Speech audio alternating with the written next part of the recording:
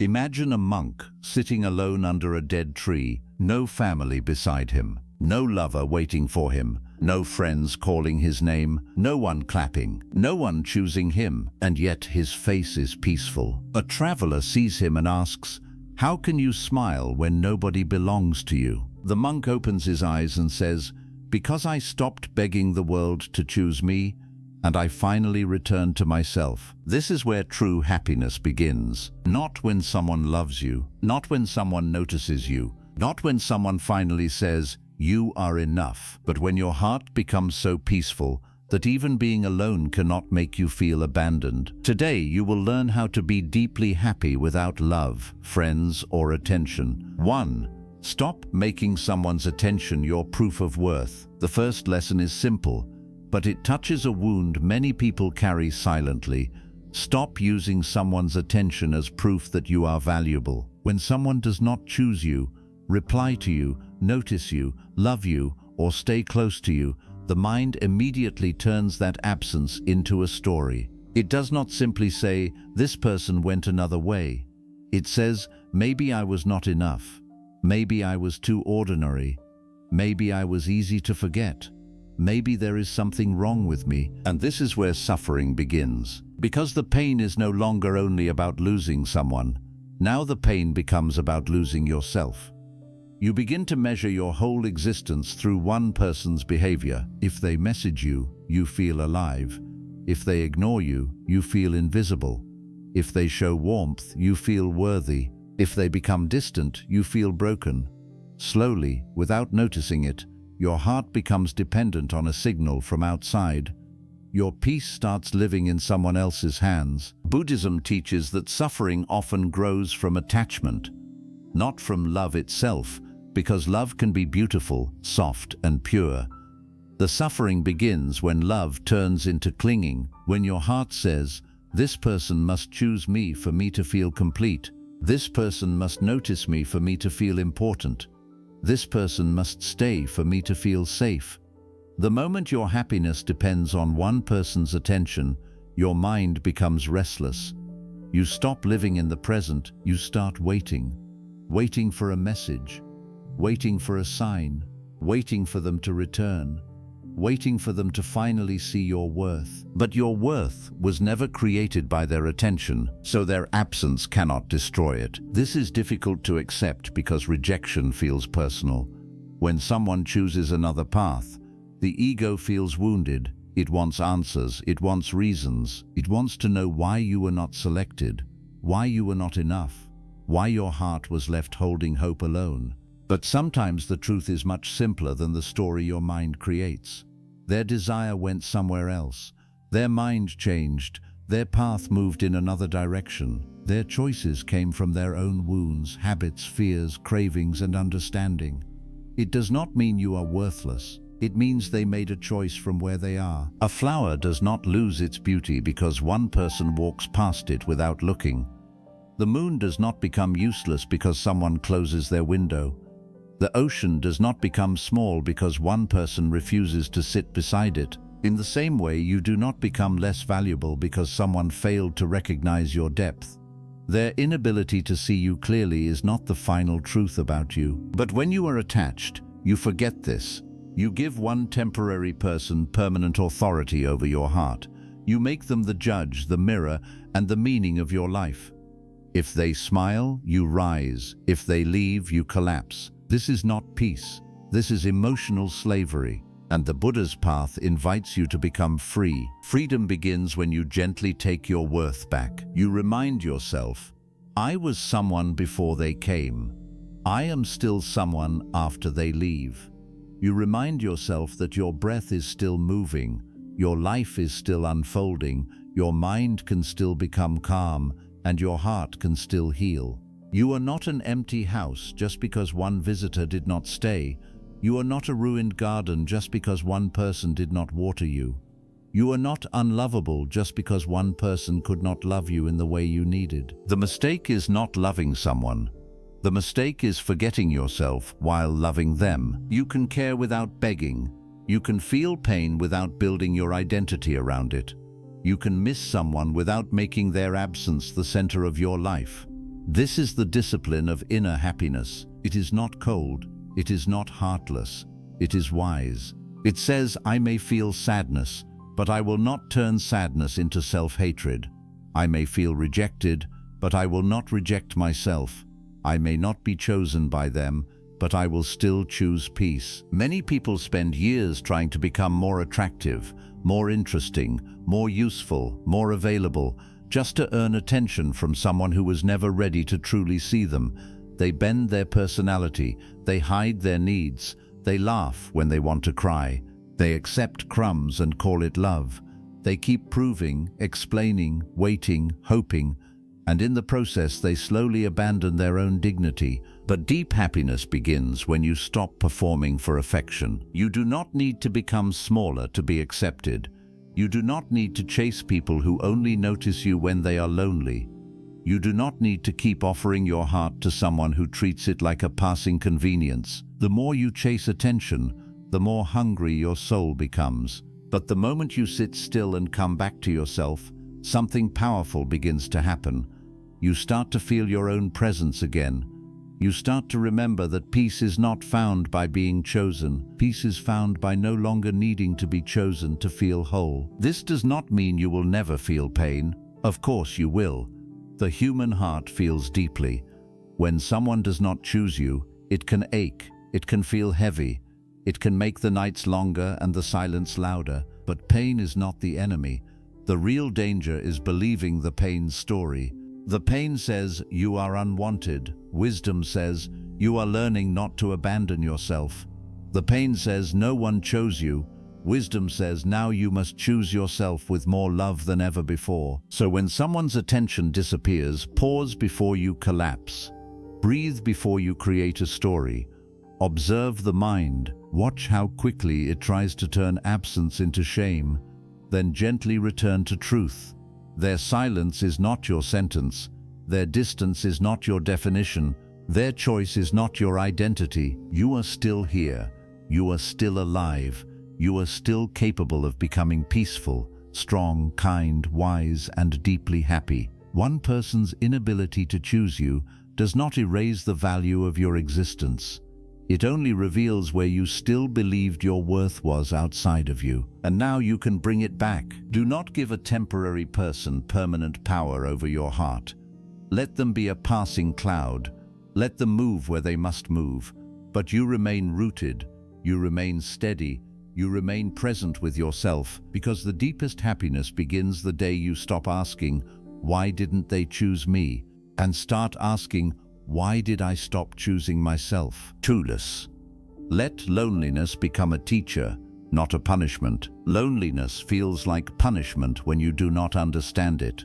It feels like life has placed you in a quiet corner and forgotten your name. It feels like everyone else has someone to call, someone to hold, someone to laugh with, someone who chooses them without hesitation, while you are left sitting with your own thoughts, trying to make sense of the silence around you. And that silence can become heavy. You may look at your phone and see no message. You may enter a room and feel unseen. You may lie awake at night and wonder why your heart has to carry so much alone. The mind begins to speak in a painful voice. It says, maybe I am not important. Maybe I am difficult to love. Maybe I will always be the one who gives more, waits longer, and receives less. This is how loneliness becomes suffering, not because you are alone, but because your mind turns aloneness into rejection. Buddhism teaches that the mind creates stories around pain. The pain itself may be simple, you are alone in this moment, but the story becomes much heavier. Nobody loves me, nobody cares, nobody will ever choose me. The moment you believe that story, loneliness stops being a passing feeling and becomes an identity. You no longer say, I feel lonely. You begin to say, I am lonely. And that small change can imprison the heart. But loneliness is not always here to destroy you. Sometimes loneliness comes to reveal where you are still dependent on the world to give you peace. It shows you the places inside yourself that you have ignored for too long. It shows you the part of your heart that keeps begging others to fill a space only awareness can heal. It shows you where you keep running away from your own presence. This is why loneliness can become a teacher. At first, the teacher feels cruel. It removes distractions, it takes away noise, it makes the room quiet. It forces you to hear the thoughts you have been avoiding. It brings up old memories, old wounds, old fears, and old hunger for affection. You may feel the desire to escape. You may want to message someone who does not respect you.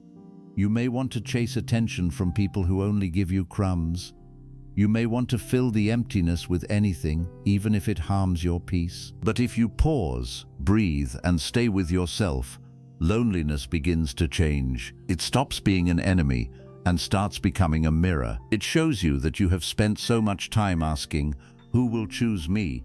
that you forgot to ask, "Am I present with myself?" It shows you that you may have been surrounded by people before, but still felt empty because you were not connected to your own heart. It shows you that company without peace is still suffering, and solitude with awareness can become healing. Many people are afraid of being alone because they have never learned how to sit with themselves gently. They only know how to seek comfort from outside. If someone replies, they feel safe. If someone gives attention, they feel alive. If someone shows interest, they feel worthy. But the moment the attention disappears, their peace disappears with it. This is not real happiness. This is dependence. True happiness begins when you can sit alone and not feel abandoned by yourself. This does not mean loneliness becomes easy overnight. It does not mean you will never wish for love, friendship, or affection. You are human. The heart naturally desires warmth, but there is a difference between wanting connection and needing connection so badly that you lose yourself. Buddhism does not teach you to hate people or reject love. It teaches you not to cling to anything so tightly that your inner world collapses without it. Loneliness teaches you this wisdom slowly. It teaches you how to drink tea in silence without feeling incomplete. It teaches you how to walk alone without feeling ashamed. It teaches you how to eat a meal by yourself without believing something is wrong with your life. It teaches you how to spend an evening with your own thoughts and not run away from them. These small moments become training. Each quiet moment says, "You can be here, you can breathe here, you can survive this silence, you can even find peace inside it." The problem is that most people treat loneliness like a curse. They fight it, complain about it, hide it, and try to cover it with constant distraction. They scroll endlessly. They chase conversations that do not nourish them. They stay in relationships that make them feel smaller. They keep friendships that drain their energy. They accept any attention because any attention feels better than silence. But not all company is medicine. Some company makes the soul more sick. Some people make you feel more alone than solitude ever could. You can sit beside someone and still feel invisible. You can be in a relationship and still feel unwanted. You can be surrounded by friends and still feel misunderstood. So the real question is not, how do I escape being alone? The real question is, how do I stop abandoning myself when I am alone? That question is powerful, because when you stop abandoning yourself, loneliness loses its sharpest edge. You begin to treat yourself with kindness. You speak to yourself more gently. You stop insulting yourself for not being chosen. You stop comparing your quiet life to someone else's public happiness.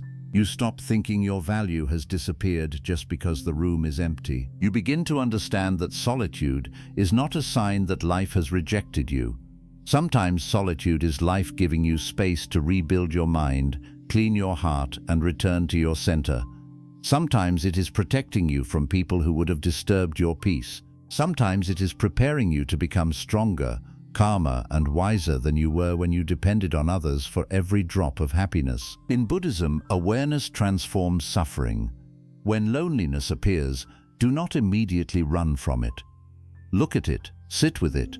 Ask, what are you trying to show me? Maybe it is showing you that you need rest. Maybe it is showing you that you have been chasing the wrong people.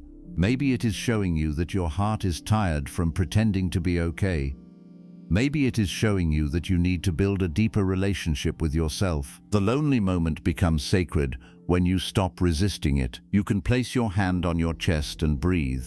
You can say, "This is loneliness. It is a feeling. It is not my whole life. It is passing through me." This simple awareness creates distance between you and the pain. You are no longer drowning in the feeling.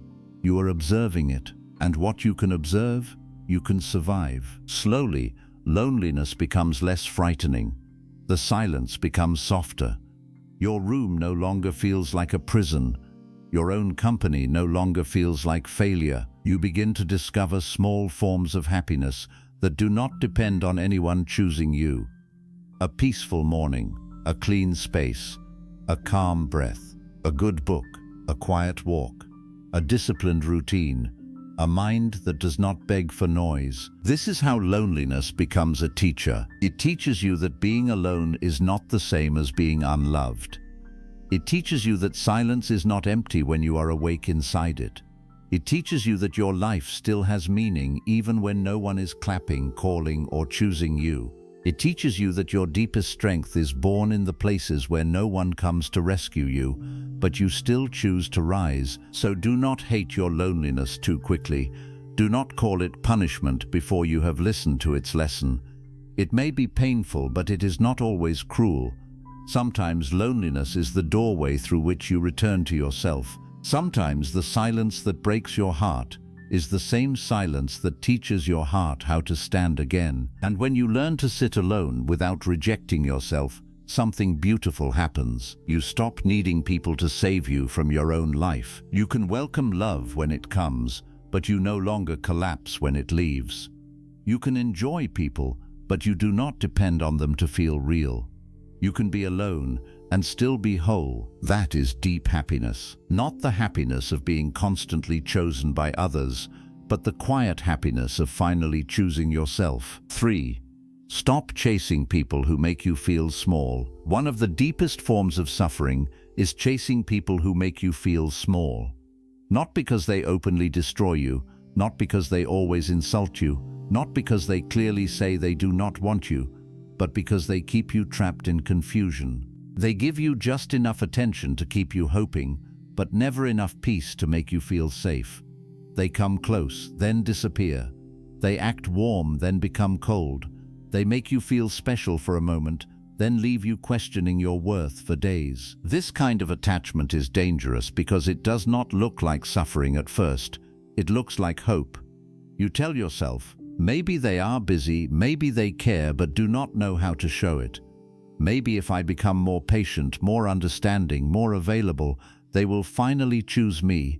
So you keep waiting, you keep adjusting yourself, you keep shrinking your needs so you do not push them away.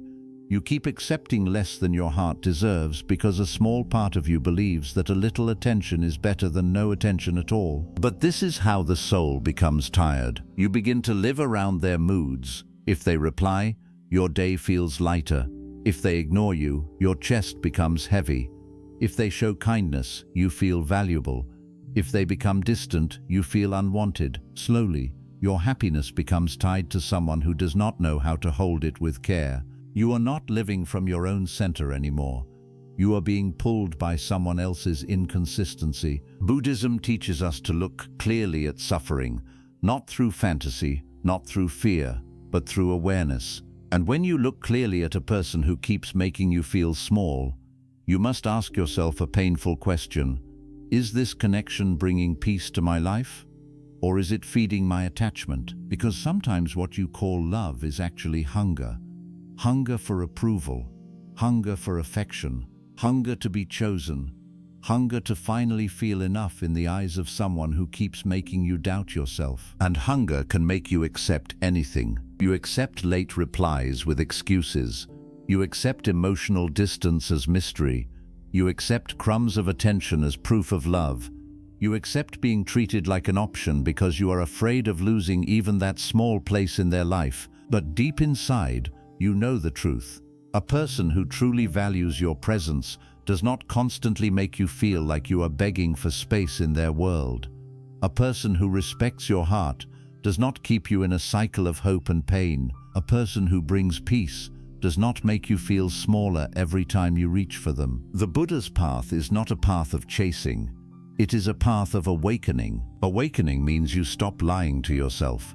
You stop decorating people with the potential you imagined in them. You stop loving the version of them that only exists in your mind. You stop saying, they could be different, while ignoring who they are right now. This is not bitterness. This is clarity. And clarity is one of the kindest gifts you can give yourself. Because the truth is, many people do not chase a person. They chase a feeling. They chase the first moment when that person made them feel seen. They chase the first warm message, the first deep conversation, the first sign of interest, the first time they felt chosen. And even when the person changes, even when the warmth disappears, even when the connection becomes painful, they keep chasing that original feeling. They keep trying to return to the beginning. But the beginning is not always the truth. Sometimes the beginning is just a door. What matters is what the connection becomes after the door opens. Does it become peace? Does it become respect? Does it become consistency? Does it allow you to breathe? Or does it become anxiety, waiting, overthinking, and self-abandonment? You must be honest. If a connection makes you feel calm, seen, respected, and steady, it may be healthy. But if it makes you feel anxious, confused, desperate, and small, then your body is already telling you what your heart refuses to admit. Peace is a message. Anxiety is also a message. Do not ignore the wisdom of your own nervous system just because your attachment wants one more chance. Chasing people who make you feel small creates a strange kind of addiction. The pain becomes familiar. The uncertainty becomes exciting. The distance makes you crave them more. Their silence makes you want to prove yourself harder. And when they finally give you a small sign of attention, it feels like relief. But relief is not love. Relief is what you feel when the pain briefly stops. Many people mistake relief for happiness. They think, I feel good when they come back, so maybe this is love. But ask yourself, why did you feel so much pain before they came back? Why did their absence have so much power over your peace? Real love does not make you addicted to emotional survival. Real love does not make you lose sleep wondering where you stand. Real love does not force you to become smaller, quieter, more convenient, and less honest, just to be kept around. This is why you must stop chasing people who make you feel small.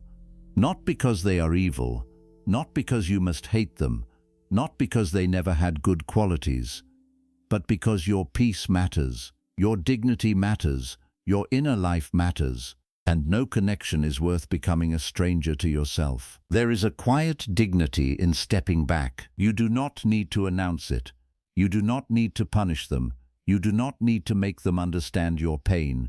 Sometimes the strongest thing you can do is stop running after someone who has already shown you that they do not know how to meet you with care. You take your energy back quietly. You stop explaining your worth. You stop performing for attention. You stop making your heart available to people who only come near when it benefits them. This does not mean you close your heart. It means you protect it from being mishandled. In Buddhism, non-attachment is often misunderstood. People think it means not loving, not caring, not feeling. But non-attachment does not mean you become cold. It means you stop clinging to what creates suffering. You can love someone and still recognize that they are not good for your peace. You can wish someone well and still stop giving them access to your heart. You can forgive someone and still walk away from the cycle that keeps hurting you. That is wisdom. You are not required to stay connected to people who constantly awaken your insecurity. You are not required to keep proving your goodness to people who only notice you when you disappear. You are not required to turn your life into a waiting room for someone who cannot choose you with clarity. The moment you stop chasing, you may feel empty at first. This is normal.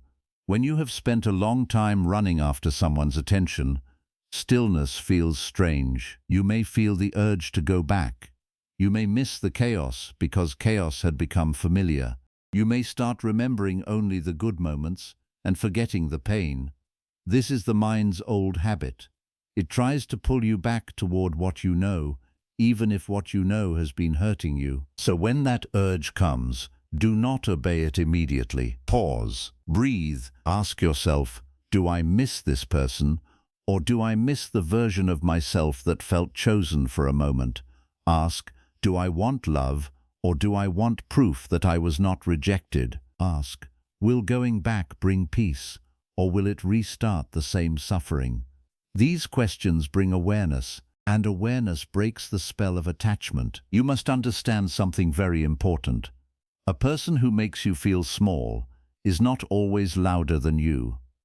Sometimes they make you feel small through silence, through inconsistency, through half-interest, through making you wait, through making you guess, through treating your presence like something ordinary while expecting you to treat theirs like a gift. But you were not born to beg for emotional crumbs. You were not born to chase people into loving you. You were not born to measure your worth by how long someone takes to reply, how much they notice you, or whether they finally decide you are enough. You are allowed to leave the place where your heart keeps shrinking. And when you do, life becomes quiet in a different way.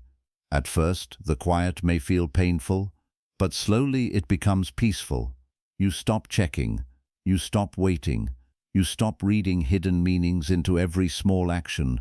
You stop building your day around someone who does not build anything around you. Your energy returns, your mind clears, your dignity rises again. Then you begin to see what chasing had done to you. You realize how much of yourself you had abandoned just to be chosen. You realize how many times you ignored your own pain because you were afraid of losing them. You realize that the connection did not make you deeply happy. It made you deeply dependent. This realization is painful, but it is also freedom. Because once you see the pattern, you do not have to repeat it. You can choose people who make your heart feel safe. You can choose spaces where your presence is respected. You can choose peace over excitement, clarity over confusion, dignity over desperation. You can stop confusing intensity with love. You can stop confusing attention with commitment. You can stop confusing being wanted for a moment with being truly valued. The deepest happiness does not come from finally convincing someone to choose you. It comes from no longer chasing people who require you to abandon yourself. It comes from standing in your own life again. It comes from saying, I will not make myself small to fit inside someone else's uncertainty. So stop chasing the person who makes you feel invisible. Stop chasing the one who makes you question your value. Stop chasing the one who gives you just enough hope to keep you attached, but not enough care to bring you peace. Let them go with calmness. Let them go without hatred. Let them go because your life is too sacred to be spent begging for attention from someone who cannot see you clearly. And remember this, the right people do not need you to shrink before they can love you. The right path does not require you to lose your peace before you can belong. The right connection will not make you feel smaller. It will help you become more present, more honest, more peaceful, and more yourself. Until then, choose yourself. Choose your dignity. Choose the quiet peace of walking away from anything that makes your soul feel less than whole. 4. Choose yourself without becoming bitter. Choosing yourself is one of the most powerful decisions you will ever make, but it must be done with wisdom. Because sometimes when people are hurt, they do not truly choose themselves. They choose anger. They choose coldness. They choose pride. They choose the feeling of I will never care again. They close the heart and call it strength. They build walls and call it healing. They become bitter and call it peace. But bitterness is not peace. Bitterness is pain that has not been understood. It is the wound trying to protect itself by becoming hard.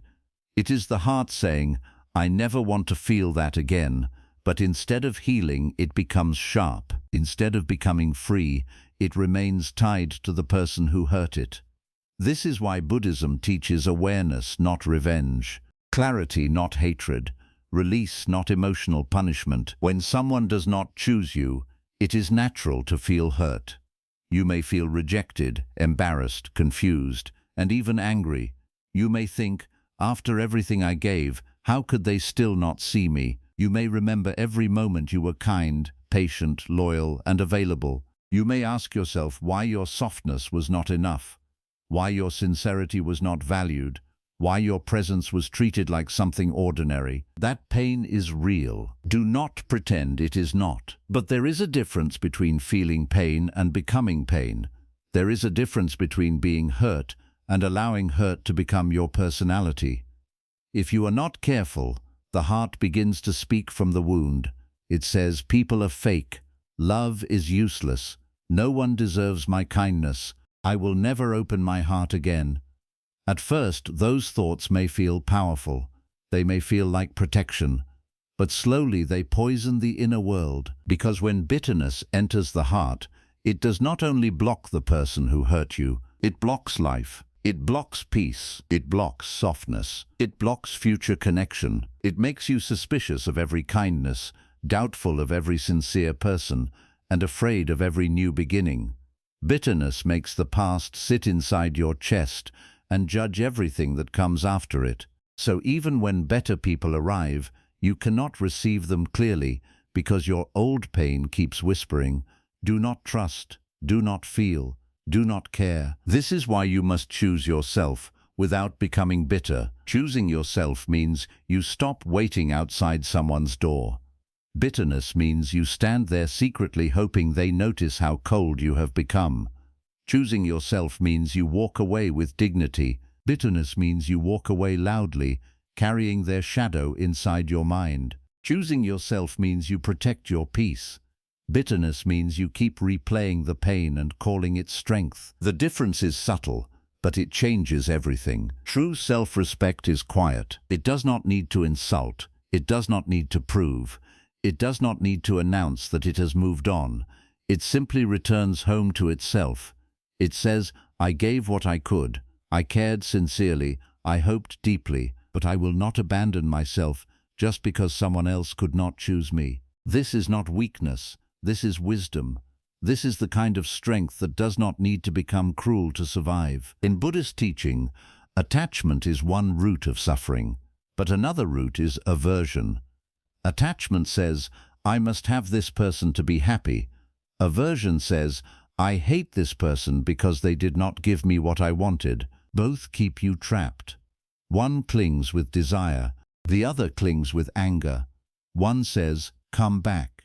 The other says, look what you did to me, but both are still centered around the same person. Freedom is different. Freedom says, you may go, and I will return to peace. Freedom says, I do not need to possess you, punish you, or prove my worth to you. Freedom says your choice is yours. My healing is mine. This is the calm power of choosing yourself. You do not choose yourself by becoming someone who feels nothing.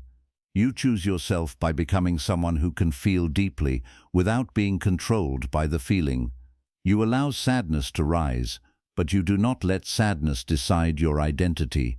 You allow anger to appear, but you do not let anger lead your life. You allow grief to pass through, but you do not build a home inside grief. That is maturity. Many people think healing means one day they will no longer care at all.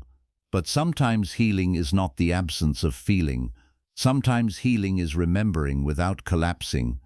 It is thinking of someone and not losing your breath. It is seeing their name and not feeling your world shake. It is wishing them well, not because they deserve your energy forever, but because you deserve a heart free from poison. This does not mean you excuse what hurt you. It does not mean you pretend their behavior was acceptable. It does not mean you allow them back into your life. Forgiveness, in the deepest sense, is not always about giving someone access again. Sometimes forgiveness simply means you stop carrying the fire they left in your hands. You put it down. You stop burning yourself to prove that you were hurt. You stop letting their past action continue harming your present mind. Choosing yourself may require distance. It may require silence. It may require boundaries. It may require you to stop replying, stop checking, stop explaining, stop hoping for a different version of them to appear. But do it from clarity, not hatred. Do it because peace is sacred, not because you want revenge. Do it because your heart deserves rest, not because you want them to suffer. There is a beautiful strength in leaving without bitterness. You do not chase, you do not curse, you do not beg, you do not turn your pain into a weapon. You simply understand, this is not where my peace lives. And once you understand that, you begin to gather yourself back piece by piece. The energy you spent waiting now returns to your own life. The attention you gave to their silence now becomes attention to your healing. The love you poured into someone who could not hold it now becomes love you give to your own mind, your own body, your own future. At first, this may feel strange. When you are used to being emotionally attached to someone, choosing yourself can feel like loss. Your mind may say, maybe I am being too hard. Maybe I should try again. Maybe they will change. Maybe I should wait a little longer. This is normal. The mind repeats old patterns because old pain can feel familiar. Even suffering can become comfortable when you have lived with it for too long. But do not confuse familiarity with love. Do not confuse anxiety with passion. Do not confuse waiting with loyalty. Do not confuse self-abandonment with kindness. Sometimes the kindest thing you can do for yourself is to stop returning to the place that keeps reopening your wound. Choosing yourself is not selfish. It is not arrogance. It is not saying I am better than everyone. It is saying I am also worthy of care. It is saying my peace matters too. It is saying I cannot keep destroying myself to keep a connection alive. There is nothing spiritual about allowing your heart to be crushed again and again just because you are afraid of being alone. In Buddhism, compassion includes yourself. Many people forget this. They are gentle with others, forgiving with others, patient with others, but cruel toward themselves. They excuse everyone's behavior but blame themselves for needing love. They understand everyone's wounds but ignore their own. They keep giving compassion outward while starving inward. This is not balance. Real compassion does not ask you to disappear. Real compassion does not ask you to accept disrespect. Real compassion does not ask you to keep bleeding quietly so others can stay comfortable. You can have compassion for someone and still not allow them to hurt you again. You can understand their wounds and still protect your peace. You can wish them healing and still choose distance. This is the middle path. Not hatred, not clinging, but clear seeing. Clear seeing says, this person may have their own pain, but their pain does not give them permission to keep hurting me. Clear seeing says, I can release resentment without reopening the door. Clear seeing says, I can choose peace without becoming bitter. And slowly, your inner world begins to change. You stop needing them to regret what they did. You stop needing them to apologize before you can heal.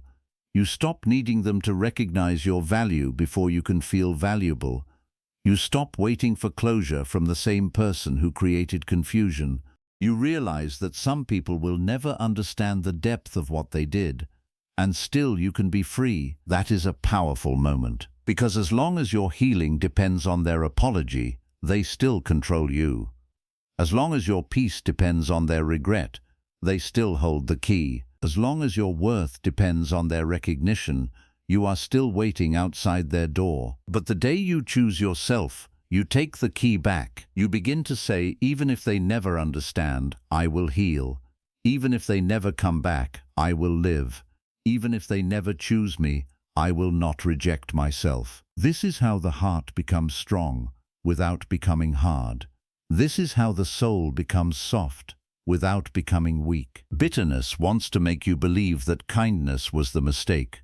But kindness was not the mistake. Loving deeply was not the mistake. Having hope was not the mistake. The mistake was giving your inner peace to someone who did not know how to honor it. The mistake was forgetting that you also deserved the care you were trying so hard to give. So do not punish your heart for being sincere. Do not become cruel because someone failed to be gentle. Do not let one person's inability to choose you turn you into someone who no longer believes in love, friendship, or goodness. Their limitation does not have to become your worldview. Their coldness does not have to become your personality. Their absence does not have to become your bitterness. Let the pain teach you. Let it make you wiser. Let it make you more aware. Let it show you where you abandoned yourself. But do not let it make you hateful. There is a higher kind of healing where you can look back and say, that hurt me, but it did not destroy the beautiful parts of me. It taught me boundaries. It taught me self-respect. It taught me not to beg for love, but it did not steal my softness. It did not make my heart ugly. It did not turn my soul into a place of resentment. That is victory. Not when they come back, not when they regret losing you, not when they finally see your worth. Victory is when you are free inside. Victory is when you no longer need revenge because peace feels better. Victory is when you no longer need to be chosen by the person who made you question yourself. Victory is when you can walk forward with a heart that is wiser, calmer, and still open to life. So choose yourself, but do not become bitter. Choose yourself with silence, with grace, with discipline, with awareness. Choose yourself by sleeping peacefully instead of overthinking. Choose yourself by protecting your attention from people who disturb your mind. Choose yourself by returning to your breath, your routine, your body, your purpose, your stillness. Choose yourself by refusing to turn pain into hatred, because the goal is not to become untouchable. The goal is to become free, free from begging, free from resentment, free from needing someone's choice to define your value, free from carrying anger as proof that you were hurt. You are allowed to leave what hurts you. You are allowed to protect your heart. You are allowed to stop waiting for someone who cannot meet you with clarity, but leave in a way that keeps your soul clean. Walk away in a way that does not poison your future. Release them in a way that returns you to yourself. And one day you will understand that not being chosen by them was not the end of your happiness. It was the beginning of a deeper one, because when you choose yourself without becoming bitter, you do not just move on from a person. You awaken from the need to be chosen by anyone who cannot recognize your peace. 5. Build a life that feels peaceful even without applause. One of the greatest signs of inner freedom is when your life feels meaningful, even when no one is watching. Not when people clap for you, not when they praise you, not when they notice your growth, admire your discipline, or tell you how strong you have become, but when you can sit quietly in your own life and feel a deep, gentle peace, without needing anyone to confirm it. This is rare because many people do not truly seek happiness. They seek attention that looks like happiness. They want their peace to be seen. They want their healing to be noticed. They want their glow to be admired. They want someone to say, "You have changed, you look better, you are stronger now," and there is nothing wrong with being appreciated. The heart naturally enjoys kindness, but when appreciation becomes your main source of joy, your peace becomes fragile. If no one praises you, you feel unseen. If no one notices your effort, you feel discouraged. If no one celebrates your progress, you begin to doubt whether your progress matters at all. This is how a person becomes dependent on applause. They do not do things because their soul needs peace. They do things because they want the world to respond. But Buddhism teaches a quieter path. It teaches you to return to the present moment, to simple living, to awareness, to peace that does not need an audience.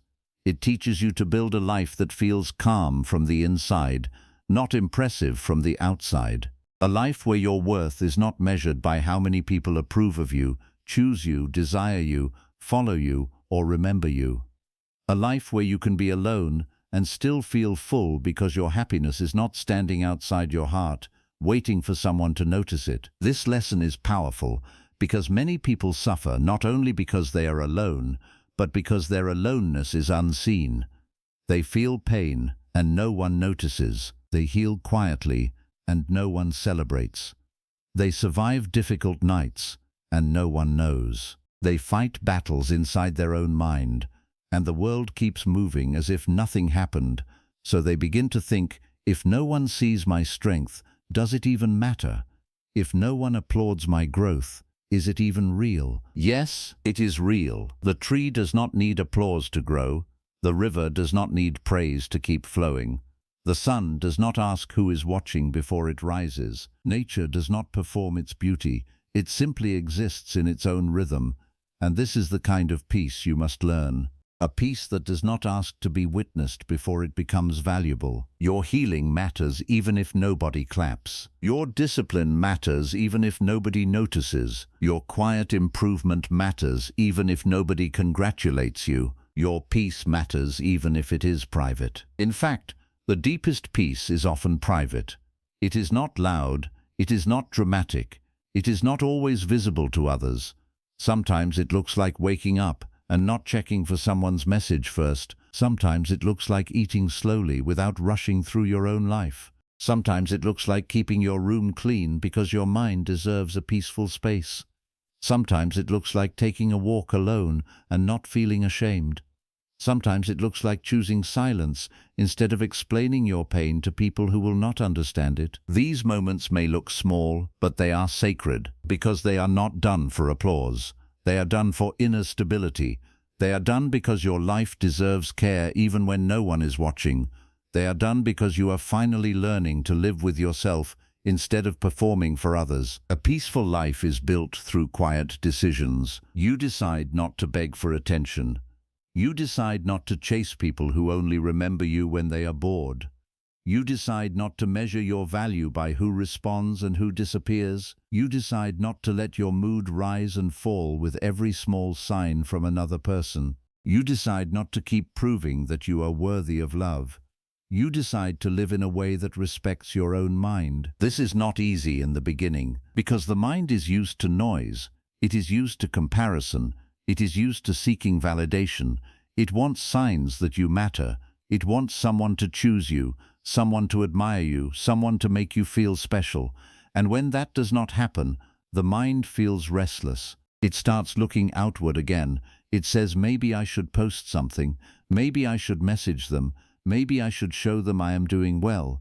Maybe I should make them regret not choosing me. But be careful. When your healing becomes a performance, you are still tied to the people who hurt you. When your peace is created just to be seen by someone else, it is not peace yet. It is still attachment wearing a beautiful mask. You are still asking the world to validate what should be rooted within you. Real peace asks a different question. Not, do they see me? But, am I present with myself? Not, are they impressed? But, is my mind calm? Not, do they regret losing me? But, have I returned to myself? This is where true happiness begins. You stop living as if life is a stage and everyone else is the audience. You stop making every choice a message to someone who left. You stop trying to prove that you are fine. You simply become fine, slowly, quietly, honestly. You heal because pain has taken enough from you. You grow because your life deserves direction. You become peaceful because your heart is tired of being dragged by attention. To build a peaceful life without applause, you must start with the ordinary. Do not wait for some grand transformation. Do not wait until everything is perfect. Peace is built in the way you speak to yourself in the morning. It is built in the way you breathe when loneliness appears. It is built in the way you stop yourself from checking who ignored you. It is built in the way you choose food, sleep, cleanliness, discipline, and silence with respect. It is built in the way you protect your mind from unnecessary drama. A person who is deeply happy without being chosen does not have an empty life. They have a life filled with quiet nourishment. They may not be surrounded by constant attention, but they are surrounded by small forms of peace. A clean corner, a warm drink, a calm evening, a meaningful book, a simple routine, a body that is cared for, a mind that is not constantly begging, a heart that has learned to rest. This kind of life may not impress everyone, but it will save you, because applause is unstable. People clap today and forget tomorrow. People admire you today and criticize you tomorrow. People choose you today and leave tomorrow. If your happiness depends on their reaction, you will never be steady. You will always be waiting for the next sign that you are enough. But when your life feels peaceful without applause, you become harder to disturb.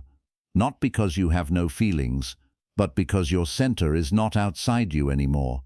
You can receive love without becoming addicted to it. You can receive praise without needing it. You can be noticed without becoming dependent on attention. And if no one notices, you still continue. That is strength. There is something deeply beautiful about a person who no longer needs to be celebrated to keep going. They do not become disciplined only when others are watching. They do not become kind only when kindness is praised. They do not become peaceful only when life is easy. They keep walking because they have found a reason deeper than approval. This is very important. Your life should not be designed only to attract someone else's eyes. It should be designed to support your soul. Ask yourself, does my room support peace? Does my routine support clarity? Do my habits support healing?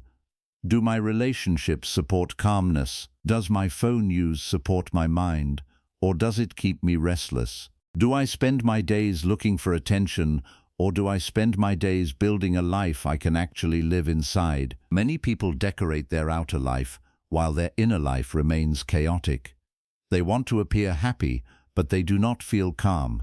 They want to look successful, but they are exhausted.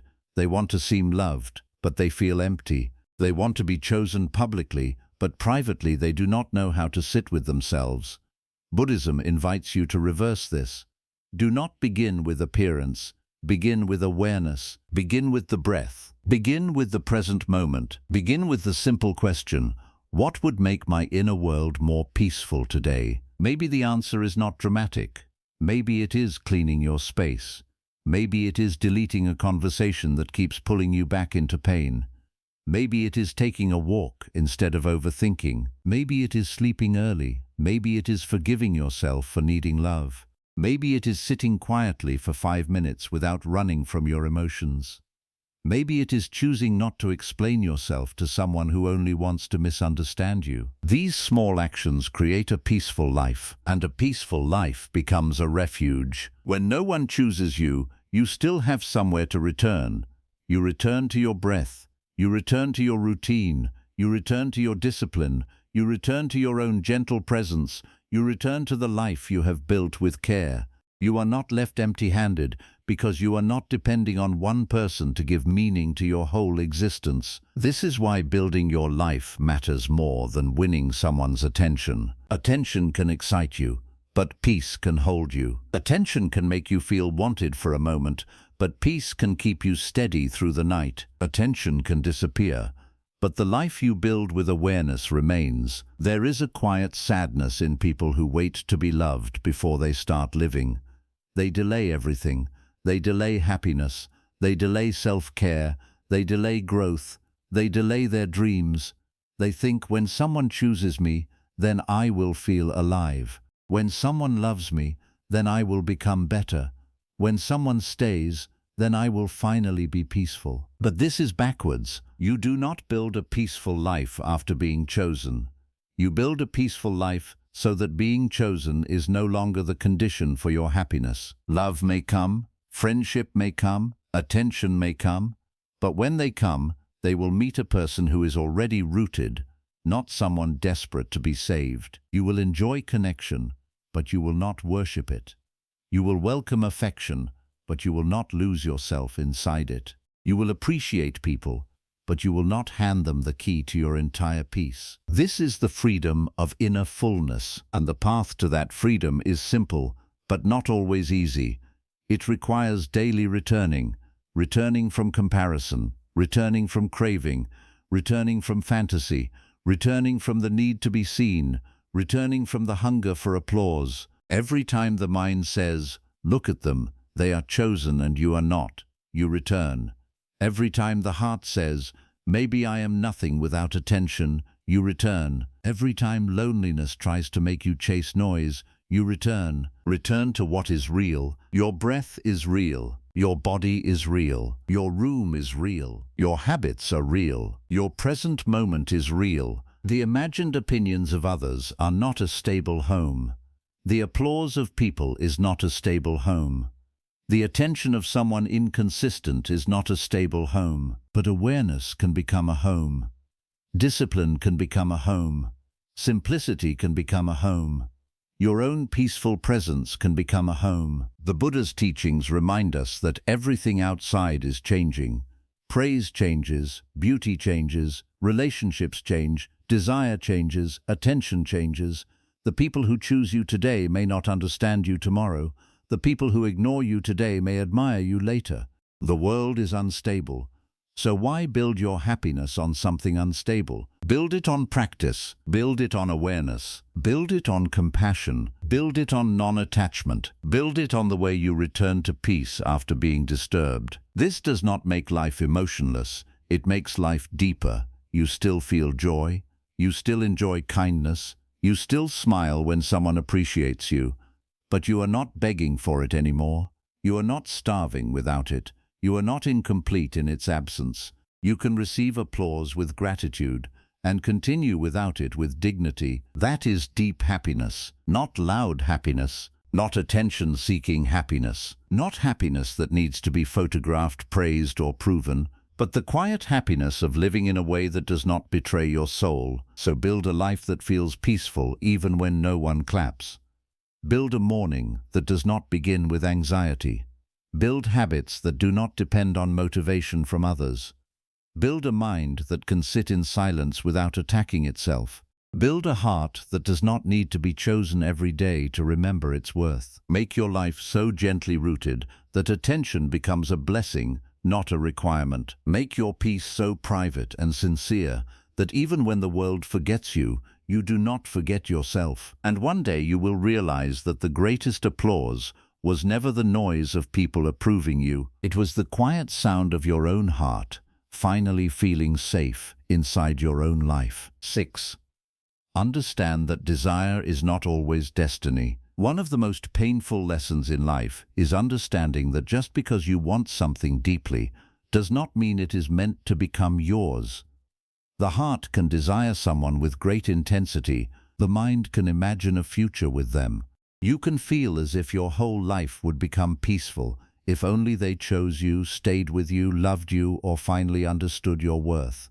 But Buddhism teaches a very difficult truth. Desire is not always destiny. Sometimes desire is only desire. It rises, it burns, it pulls, it creates images in the mind. It makes one person look like the answer to every emptiness inside you. But strong desire does not always mean deep truth. A craving can feel powerful and still be misleading. A longing can feel spiritual and still be attachment. A person can feel unforgettable, not because they are meant for you, but because they touched a wound inside you that has not yet healed. This is why you must learn to observe desire instead of obeying it immediately. Most people do not observe desire. They become desire. The moment they want someone, they believe the wanting is proof. They think, if I feel this strongly, it must mean something. If I cannot stop thinking about them, they must be special. If my heart keeps returning to them, maybe they are meant for me. But the mind does not only return to what is good for it. Sometimes the mind returns to what is unfinished. Sometimes it returns to what is painful. Sometimes it returns to what made it feel rejected, because it wants to rewrite the ending. This is where suffering begins. You do not only want the person, you want the story to end differently. You want the one who did not choose you to finally choose you. You want the person who made you feel small to finally see your value. You want the one who stayed distant to finally come close. You want their love not only because you love them, but because their love would feel like proof that you were never worthless. But this is not peace. This is the ego searching for healing through another person's choice. And when the ego becomes attached, it can turn desire into a prison. You begin to believe that your happiness has one door, and that door is them. If they open it, you can live. If they close it, you feel lost. You start measuring your future through their presence. You start thinking, without them, I will never feel complete. Without them, I will never be deeply happy. Without them, something will always be missing. But look carefully. Before they came, you were alive. Before they gave you attention, you had breath. Before they became important in your mind, life was still moving. This does not mean your feelings are fake. It means your mind has attached too much meaning to one temporary form. It has taken one person and turned them into a symbol of being loved, a symbol of being chosen, a symbol of being safe, a symbol of finally being enough. This is why losing them feels so painful. You are not only losing a person, you are losing the dream you placed on them. You are losing the version of life you imagined with them. You are losing the future you quietly built in your mind. You are losing the feeling of being wanted by the one person whose attention seemed to matter most. And because the dream feels beautiful, the mind refuses to let go. It keeps replaying moments. It keeps looking for signs. It keeps saying, maybe one day, maybe they will return, maybe they will realize. Maybe this desire means destiny. But desire is not always destiny. Sometimes desire is a teacher. It teaches you what you are hungry for. It reveals what you have been missing. It shows you the places inside yourself that still crave validation. It shows you how quickly your peace can become dependent on someone outside you. It shows you the old wounds that still want to be chosen, held, seen, and loved. If you observe desire wisely, it becomes a doorway into self-understanding. But if you blindly follow it, it can become the path to repeated suffering. In Buddhism, craving is one of the roots of suffering. Craving says, I must have this. Craving says, life cannot be peaceful unless this happens. Craving says, this person must love me or I cannot be okay. The more the mind insists, the more it suffers. Not because love is wrong, but because clinging makes the heart tight. Clinging turns love into fear. Clinging turns affection into anxiety. Clinging turns hope into dependence. And the painful truth is this: the more you cling, the less peaceful you become. You may think holding tighter will bring them closer, but often it only pulls you further away from yourself. You begin to lose your natural rhythm. You stop caring for your own life. You become more concerned with being chosen than being peaceful. You wait for signs instead of building your days. You feed fantasies instead of seeing reality. You become loyal to a possibility while ignoring the pain of the present moment. This is why awareness is so important. Awareness asks, what is this desire really made of? Is it love? Is it loneliness? Is it fear? Is it pride? Is it attachment? Is it an old wound asking to be healed? Is it the need to prove that I am worthy? These questions may feel uncomfortable, but they are powerful. Because once you understand the root of your desire, it loses some of its control over you. You may discover that you do not truly want the person as much as you want the feeling they once gave you. You may discover that you do not miss the relationship, you miss the hope. You may discover that you do not want them back because they were peaceful, but because their rejection still hurts your ego. This realization can set you free. Because when you stop confusing desire with destiny, you stop worshipping what is not choosing you. You stop treating your longing like a command. You stop assuming that every strong feeling deserves obedience. You learn that a feeling can be real without being wise. A desire can be intense without being healthy.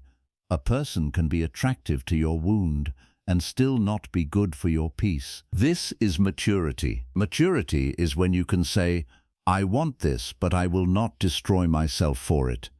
Maturity is when you can say, my heart feels pulled, but I will still look clearly. Maturity is when you can say, I may desire them, but I will not make them my destiny if they are not bringing peace. This is not weakness. This is the beginning of wisdom. Many people suffer because they believe every desire must be fulfilled. They think happiness means getting what they want. But sometimes happiness comes from not getting what would have kept you trapped. Sometimes life protects you through denial. Sometimes the door that did not open was not rejection but redirection. Sometimes the person who did not choose you was not proof that you are unlovable, but proof that your peace was being saved from a path that would have cost you too much. You may not see it immediately. When desire is strong, the closed door feels cruel. The silence feels unfair. The absence feels like punishment. You may think life is taking something precious away from you, but with time, clarity begins to rise. You start to notice what you ignored before. You see the inconsistency. You see the anxiety. You see how much of yourself you were willing to abandon. You see how little peace you actually had while chasing what you wanted. Then you begin to understand, not every desire deserves your devotion. Some desires come to test your attachment. Some desires come to show your weakness. Some desires come to reveal where you still believe you are incomplete. Some desires come so you can learn the sacred art of letting go. Letting go does not mean you never cared. It does not mean you were foolish for wanting them. It does not mean your feelings were meaningless. It simply means you are no longer willing to make your suffering sacred. You are no longer willing to turn longing into a life sentence. You are no longer willing to confuse emotional intensity with spiritual truth. Because true peace does not beg. True peace does not panic. True peace does not need to force what is not flowing. When something is aligned with your life, it does not always become easy, but it does not constantly demand your self-betrayal. It does not require you to live in confusion every day.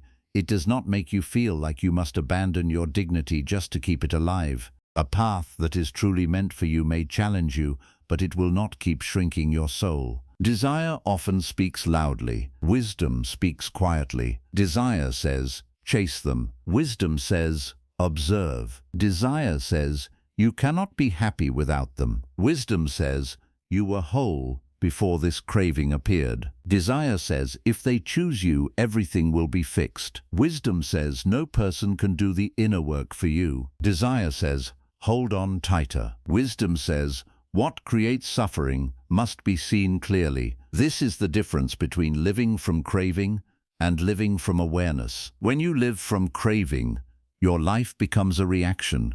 You react to their silence. You react to their attention.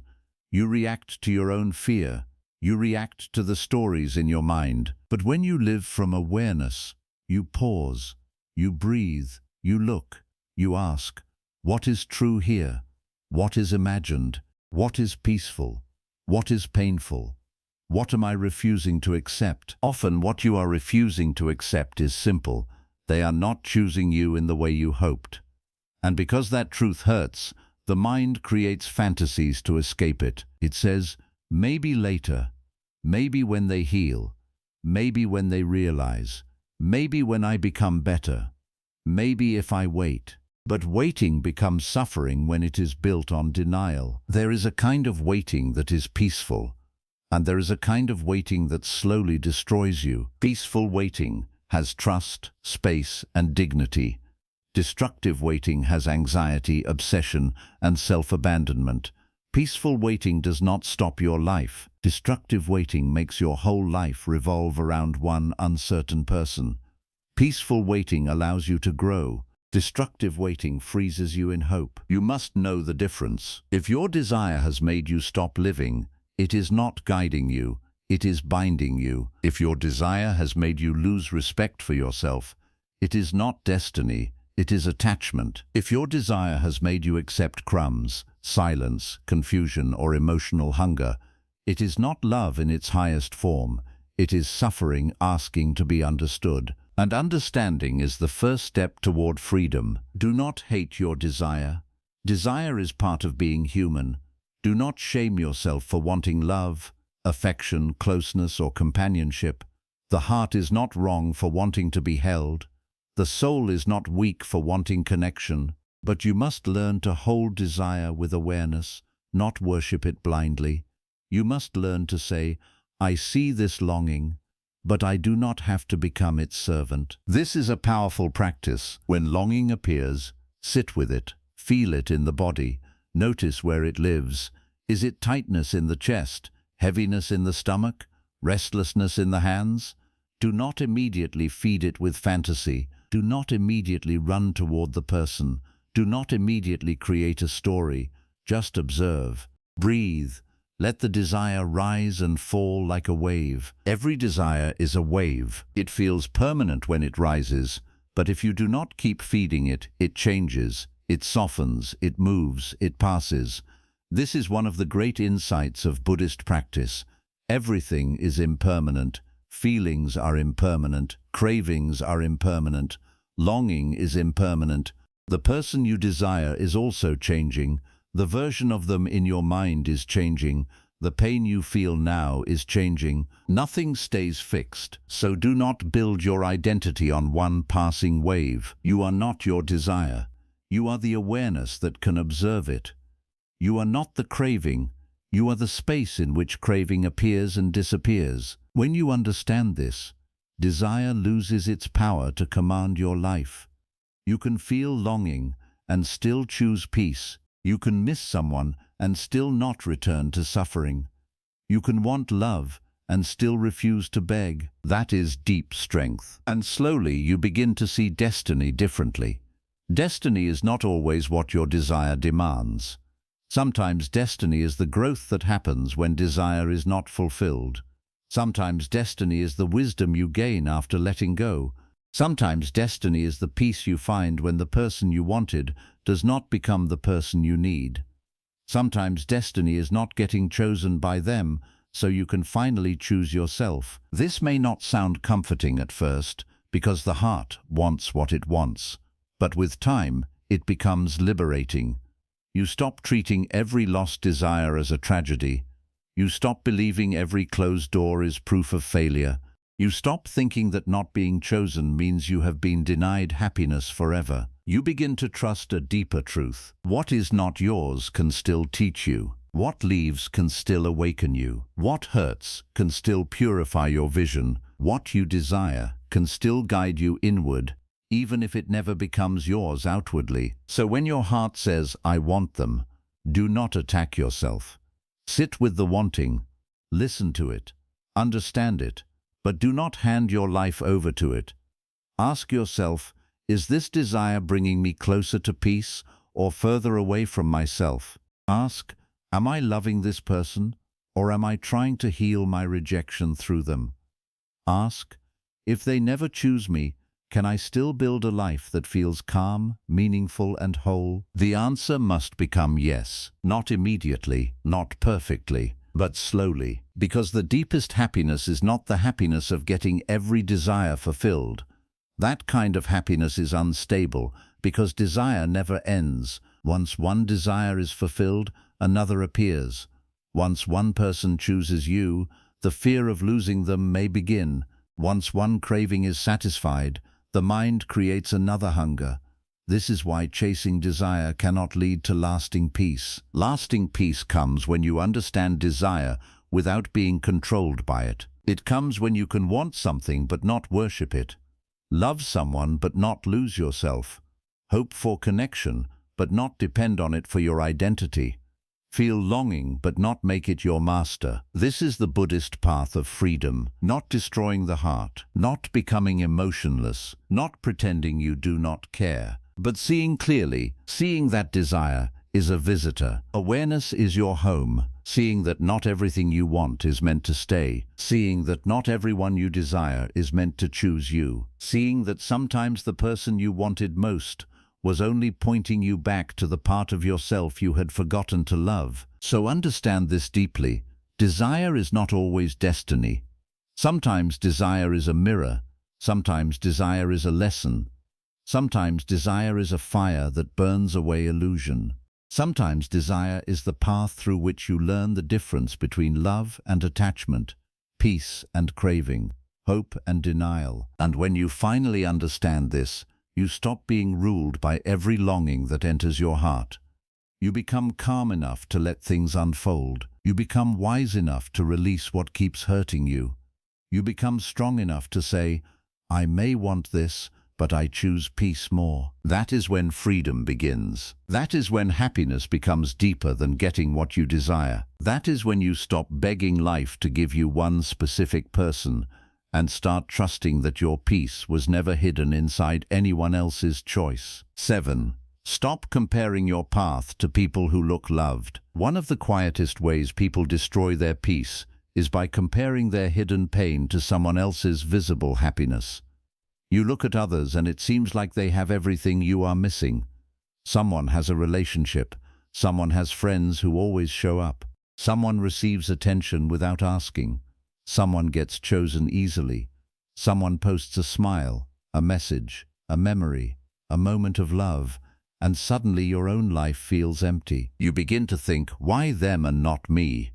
Why are they loved so easily while I feel forgotten? Why do people choose them while I keep waiting? What is wrong with me? Why does my path feel so lonely? This kind of comparison is dangerous because it does not look like poison at first. It feels like observation.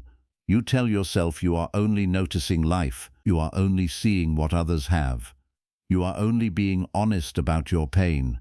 But slowly, the mind turns observation into judgment. It does not simply say they are experiencing something different. It says they are ahead and I am behind. They are worthy and I am not. They are loved and I am unwanted. Their life is full and mine is missing something. This is where suffering grows, because now you are no longer living your own life. You are standing outside your own path, staring at someone else's.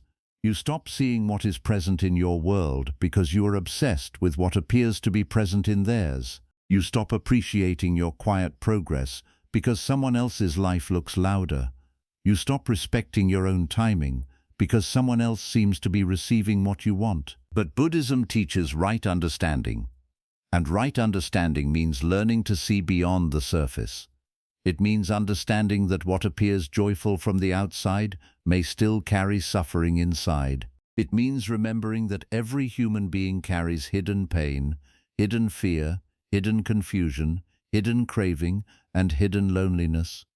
The people who look loved are not always peaceful. The people who look chosen are not always secure. The people who look surrounded are not always understood. You are not seeing the whole truth. You are seeing a fragment. You are seeing a smile, not the sleepless night.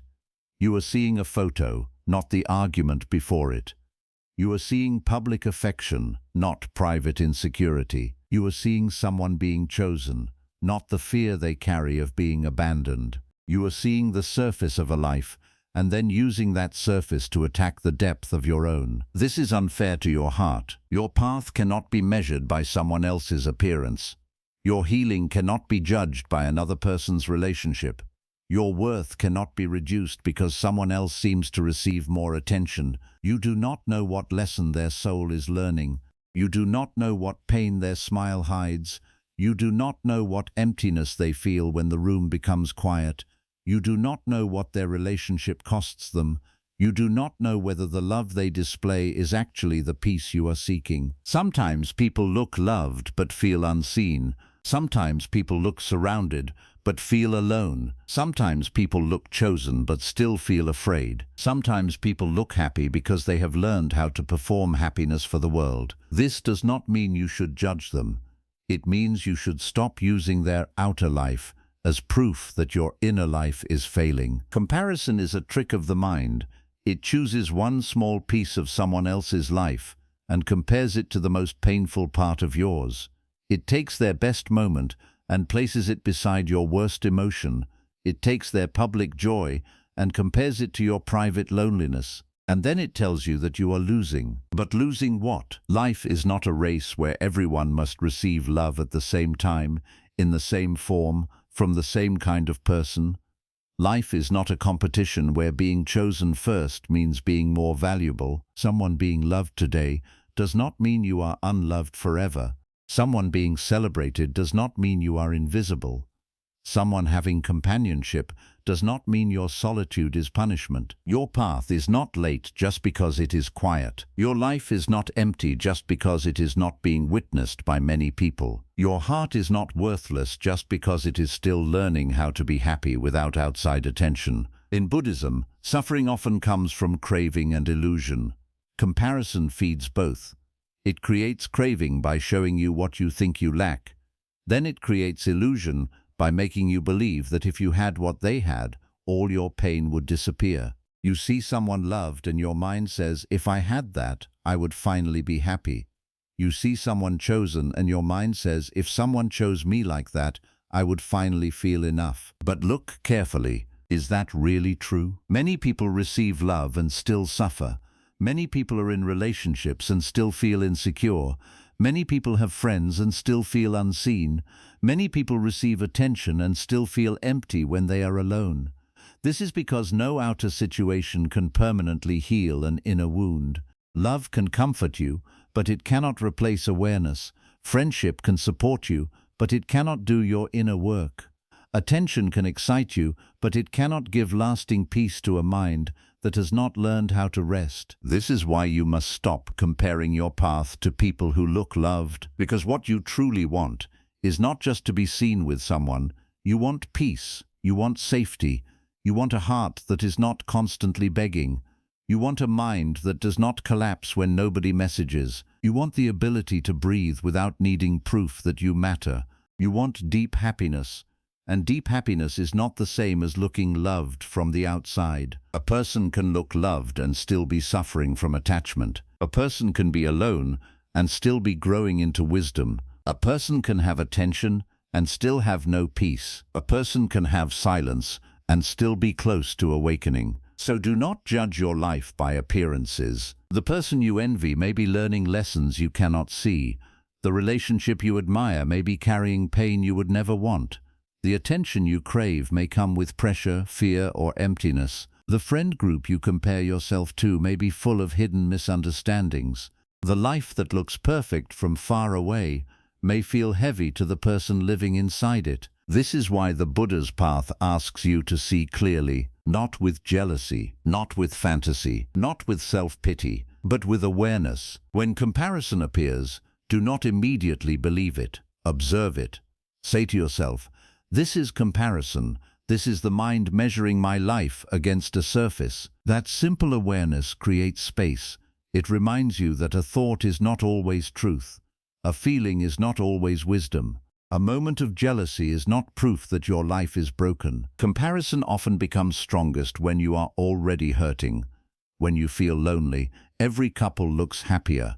When you feel ignored, every person receiving attention looks more valuable. When you feel unseen, every smiling group looks like evidence that life has left you behind.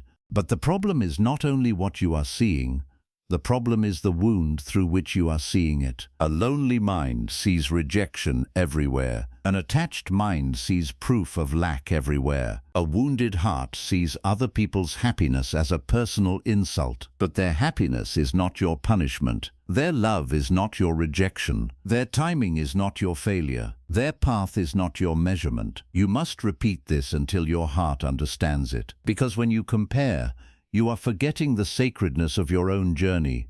You are forgetting that your life has its own rhythm. Some people are learning through companionship. Some are learning through loss. Some are learning through marriage. Some are learning through solitude. Some are learning through being loved. Some are learning through not being chosen until they finally stop abandoning themselves. Your current season may not be the season of being publicly chosen. It may be the season of becoming inwardly rooted. It may be the season where life is teaching you not to depend on applause. It may be the season where you discover who you are without someone constantly validating you. It may be the season where your heart becomes strong enough to welcome love without clinging to it. Do not despise this season. It may be shaping you in ways comfort never could. There is a kind of wisdom that only solitude can teach. There is a kind of self-respect that only rejection can awaken. There is a kind of peace that only arrives when you stop chasing what others have. If you spend all your energy comparing, you will miss what your own path is trying to give you. You may be developing patience. You may be developing emotional independence. You may be developing clarity. You may be developing compassion for yourself. You may be learning how to sit with longing without becoming its servant. These are not small things. These are deep spiritual strengths. But comparison makes them invisible because comparison only values what can be seen. It values relationships, attention, praise, social proof, and visible affection. It does not easily value inner stability. It does not clap for discipline. It does not celebrate a quiet mind. It does not notice the person who chooses peace instead of chasing chaos. But Buddhism does. The path of awakening is not about appearing successful in the eyes of others. It is about becoming free from the mental habits that create suffering. And comparison is one of those habits. It pulls your attention away from the present moment and places it inside an imagined life. You stop living here because you are busy wishing you were there. You stop breathing with awareness because you are busy measuring who has more love, more attention, more belonging, more happiness. But the present moment is the only place where peace can be found. Not in their life, not in their relationship, not in their approval, not in their attention. Here, in your breath, in your body, in your room, in your own path. You cannot live someone else's karma. You cannot walk someone else's road. You cannot borrow someone else's timing. You cannot know the full story of another person's heart. All you can do is return to your own life with more honesty, more kindness, and more awareness. This is the practice. When you see someone being loved, bless them silently and return to yourself. When you see someone being chosen, do not turn it into proof that you are rejected. When you see someone surrounded by people, do not assume their soul is more peaceful than yours. Let their path be their path. Let your path be yours. This is not easy, especially when your heart feels tired, but it is necessary, because every time you compare, you reopen the wound of not being chosen. Every time you compare, you teach your mind to look outward for proof of worth. Every time you compare, you abandon the present moment and enter a painful fantasy where everyone else has what you lack. But every time you return, you heal. You return by saying, I do not know their full story. You return by saying, their joy does not reduce my worth. You return by saying, my quiet path still matters. You return by saying, I can be alone and still be growing. You return by saying, I do not need to look loved to be worthy of love. This is how you weaken comparison, not by forcing yourself to stop feeling, but by training yourself to see clearly. The mind may still compare. Let it, but do not follow it blindly. Let the thought appear, then bring your attention back to your breath, back to your body, back to your own healing, back to the life you are responsible for building. One of the most liberating truths is this: you do not actually want someone else's life. You only want the feeling you imagine their life gives them. You imagine they feel safe. You imagine they feel chosen. You imagine they feel happy. You imagine they wake up without loneliness. But imagination is not reality. You are comparing your real pain to your imagined version of their peace. That is why comparison is never fair. You do not know what their nights feel like. You do not know what they cry about. You do not know what they fear losing. You do not know how much of their happiness is real and how much is performance. You do not know if they are truly at peace or simply distracted. So stop using what you do not know to hurt what you do know. What you do know is this: you are here. You are breathing, you are learning, you are being asked to become deeply happy without depending on someone else's choice. That is your work, that is your path, and it is enough. The more you honor your own path, the more peaceful you become. You stop needing your life to look like someone else's. You stop needing your healing to happen on another person's timeline. You stop needing visible love to prove invisible worth. You begin to understand that some of the most beautiful transformations happen quietly, without witnesses. A seed grows in darkness before it reaches the light. A wound heals under the surface before the skin looks whole. A person becomes strong in silence before the world ever notices. Your path may be quiet right now, but quiet does not mean meaningless. It may be lonely right now, but lonely does not mean cursed. It may feel slow right now, but slow does not mean wrong. Sometimes the deepest growth happens in the seasons where nobody is clapping, nobody is choosing you publicly, and nobody can see how hard you are trying to stay gentle. Do not compare that sacred work to someone else's appearance. You are not behind. You are being formed. You are not forgotten. You are being returned to yourself. You are not unloved. You are learning not to measure love only by who stands beside you. And one day, when your heart becomes more peaceful, you will see other people's happiness differently. You will no longer feel attacked by it. You will no longer see their love as proof of your lack. You will be able to smile at their joy without feeling smaller. You will be able to bless their path without abandoning your own. That is freedom. Freedom is not when everyone chooses you. Freedom is when someone else being chosen no longer makes you hate yourself. Freedom is when you can witness love without turning it into comparison. Freedom is when you can see affection without feeling punished.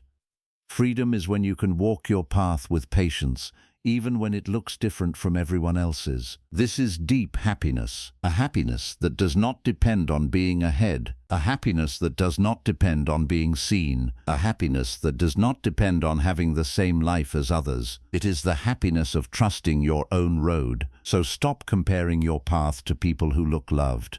Let them have their story, let them have their timing, let them have their lessons. You do not need to compete with anyone's visible happiness. You do not need to prove that your life is also beautiful.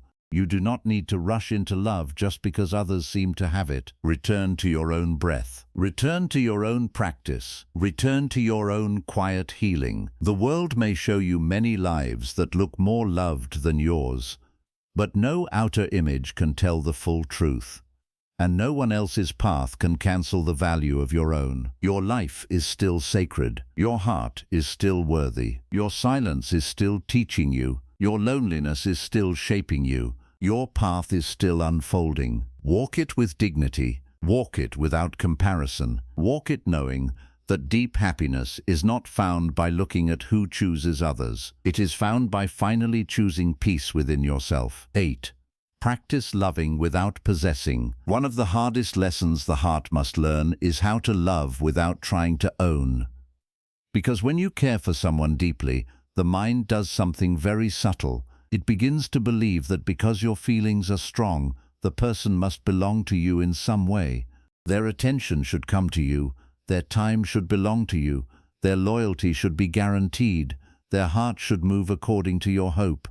And when they do not act the way your attachment desires, pain begins. You may call it love, but if you look carefully, much of the pain comes from possession. Possession says, if I love you, you must stay. Possession says, if I care for you, you must choose me. Possession says, if I gave my heart to you, you are responsible for making me feel safe. Possession says, if you leave, I lose myself. But love, in its purest form, does not imprison.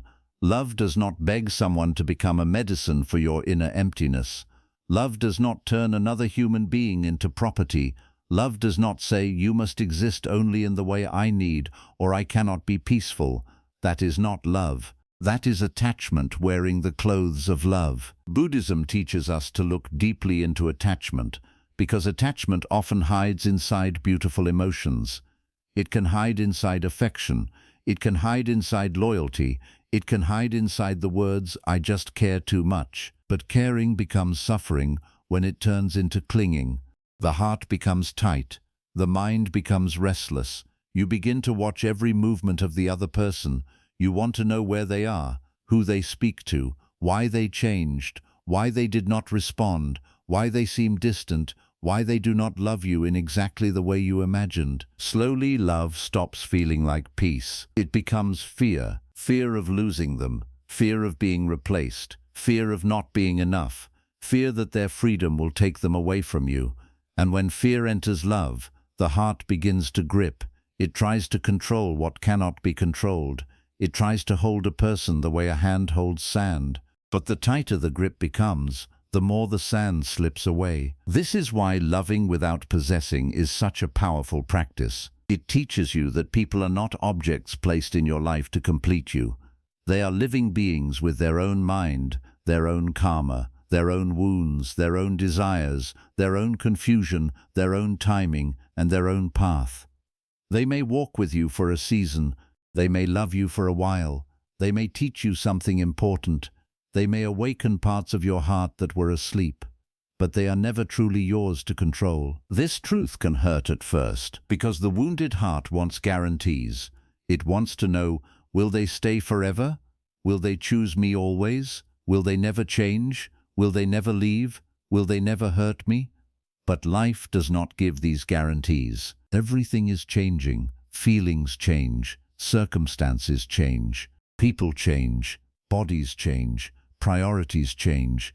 Even the version of someone you love today will not remain exactly the same tomorrow. This is impermanence, and if you do not understand impermanence, every relationship becomes a place of fear. You will try to freeze people in one form. You will try to hold them in the version that made you feel safe. You will become angry when they grow, distant when they need space, or different from what you expected. You will suffer not only because people change, but because you demand that they do not. To love wisely, you must understand that love and control cannot live in the same room for long.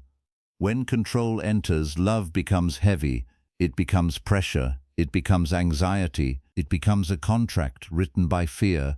You must act this way so I can feel okay. But true love gives space. True love honors freedom. True love does not mean you accept disrespect or tolerate neglect. It means you stop trying to possess the soul of another person. There is a big difference between wanting respect and wanting control. Respect says, please treat my heart with care. Control says, you must behave exactly as my fear demands. Respect says, I need honesty, kindness, and consistency. Control says, I need ownership over your choices so I never feel insecure. Respect is healthy. Control is attachment. This difference matters because loving without possessing does not mean you become weak. It does not mean you accept being ignored, used, betrayed, or treated as an option. It does not mean you stay silent while someone wounds you repeatedly. It does not mean you allow people to come and go from your life without boundaries. That is not wisdom. That is self-abandonment. Loving without possessing means you can care deeply, but you do not lose your dignity. You can love someone, but you do not make them your entire identity. You can wish for closeness, but you do not force it. You can welcome connection, but you do not beg for it. You can open your heart, but you do not hand someone the power to destroy your peace. This is the middle path. Not coldness, not obsession, not emotional slavery, not emotional numbness. A balanced heart, a heart that can feel without clinging, a heart that can love without demanding ownership, a heart that can release without hatred, a heart that understands that if someone needs to leave, chasing them will not create real love. It will only create more suffering. Many people confuse possession with devotion. They think, if I truly love someone, I must think about them all the time. I must worry about them. I must fear losing them. I must feel jealous. I must suffer when they are not close. But suffering is not proof of love. Sometimes suffering is proof of attachment. Sometimes the mind is not loving the person.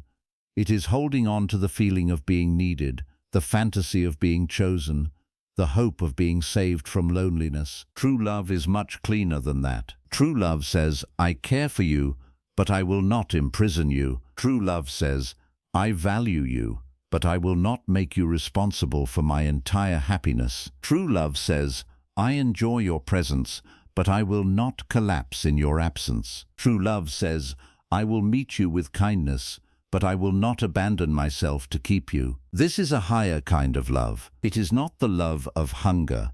It is not the love of desperation. It is not the love that says, you must choose me so I can finally feel worthy. It is the love of awareness. It is the love that recognizes another person as a whole being, not as a possession, not as a trophy, not as proof of your value. When you possess someone in your mind, you stop seeing them clearly. You do not see who they truly are. You see what you need them to be. You do not listen to their reality. You listen to your own desire. You ignore their limits, their choices, their distance, their hesitation, and their truth because your attachment has already written a story. In that story, they are supposed to complete you. So when they act differently, you feel betrayed by reality. But reality was always speaking. Maybe their silence was speaking. Maybe their inconsistency was speaking. Maybe their lack of effort was speaking.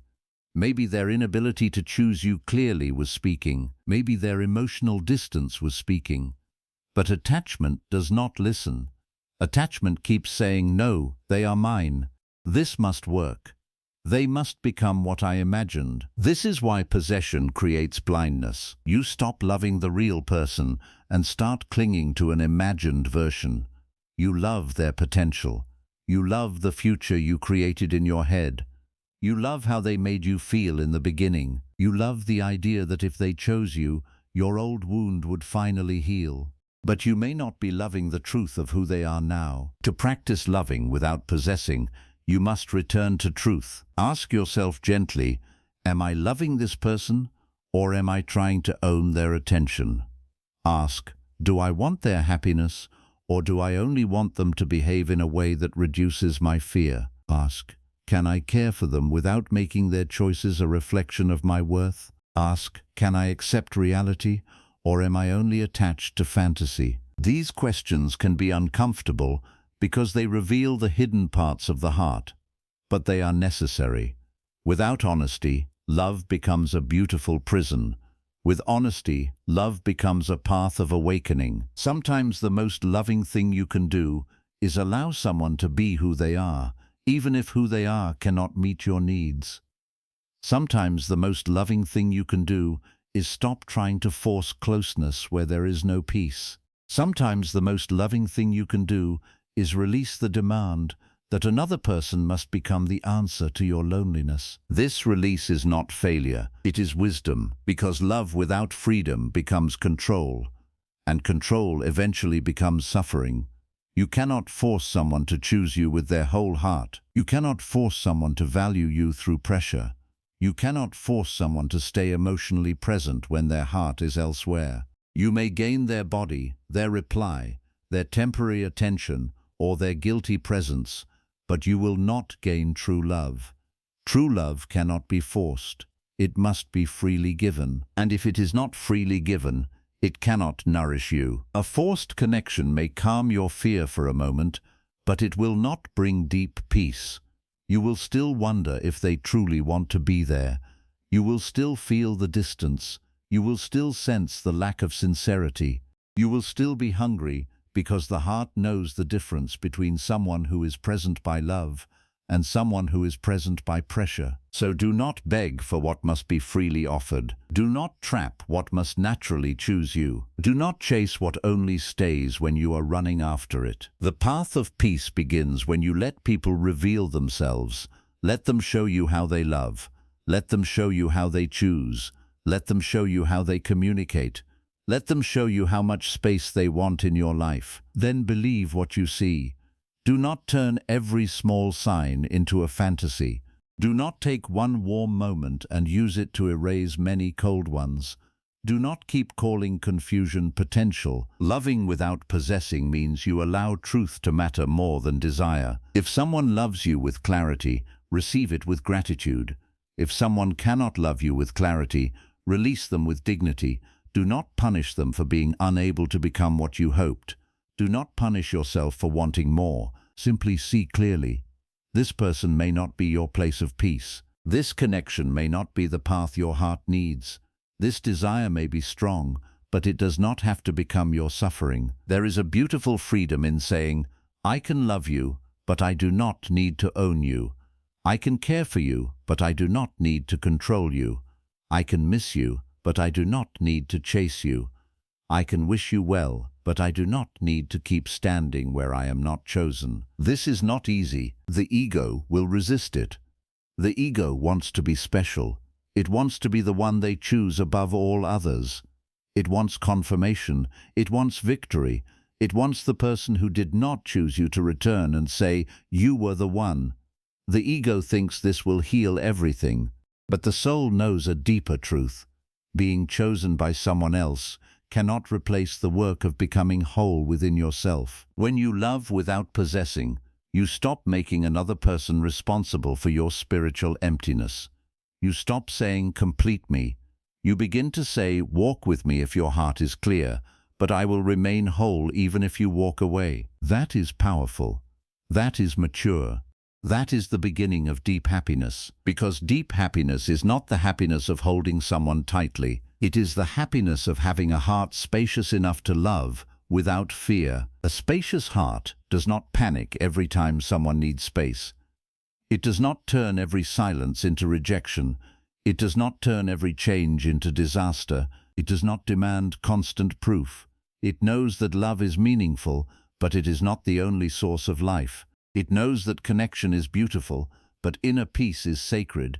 It knows that people can be loved deeply and still not be possessed. This is how you become free in relationships. You stop asking, how do I keep them? You start asking, how do I remain peaceful while loving them? You stop asking, how do I make them choose me? You start asking, how do I choose myself if they do not? You stop asking, how do I control what happens? You start asking, how do I meet reality with wisdom? These questions change the direction of your life. They move you from fear to awareness, from clinging to dignity, from possession to peace. But loving without possessing also requires self-love, because if you do not know how to be with yourself, you will try to use another person as shelter from your own emptiness. If you cannot sit with your loneliness, you will cling to whoever makes it quieter. If you cannot validate your own worth, you will demand constant proof from others. If you cannot soothe your own fear, you will try to control people so they never trigger it. This is why inner work matters. The more rooted you become in yourself, the less you need to possess others. The more peaceful you become alone, the less desperate you become in love. The more you understand your own wounds, the less you make other people responsible for healing them. You begin to love from fullness instead of hunger. Love from hunger says, I need you to make me feel whole. Love from fullness says, I am whole, and I can share love without losing myself. Love from hunger clings. Love from fullness allows. Love from hunger fears freedom. Love from fullness respects it. This is the difference between attachment and awakened love. Awakened love is not careless. It still values commitment, honesty, loyalty, and kindness. It still honors the importance of trust. It still understands that relationships require effort. But awakened love does not confuse commitment with ownership. It does not confuse loyalty with control. It does not confuse closeness with possession. It does not ask another person to become a prisoner of your fear. To practice this, begin with small moments. When someone does not reply quickly, observe your mind before reacting. When someone seems distant, breathe before creating a story. When jealousy appears, look beneath it and ask what fear it is protecting. When the desire to control rises, pause and return to your own body. Remind yourself, this person is not my possession. Their choices are not the measure of my worth. I can ask for respect, but I cannot own another soul. This practice will not make you perfect. You may still feel fear. You may still feel jealousy. You may still feel longing, but now you will see these feelings instead of becoming them. You will learn to hold them with awareness. You will learn that a feeling can rise without becoming your master. You will learn that love becomes lighter when it is not constantly squeezed by fear. There may come a time when loving without possessing means staying with openness. There may also come a time when it means leaving with grace. Both can be love. Staying can be love when there is respect, honesty, and mutual care. Leaving can be love when staying requires self-betrayal. Do not think love always means holding on. Sometimes love means blessing someone's path from a distance, while protecting your own peace. This is one of the deepest forms of freedom. To say, I wanted you, but I will not imprison you. I cared for you, but I will not abandon myself. I hoped for you, but I will not fight reality forever. I release you not because my heart was fake, but because my peace is real. That sentence carries great dignity. And when you live from this dignity, you begin to understand that no one can truly be lost, because no one was ever owned. People arrive, people teach, people love, people leave, people change, people return, people disappear. This is the movement of life. The more you resist it, the more you suffer.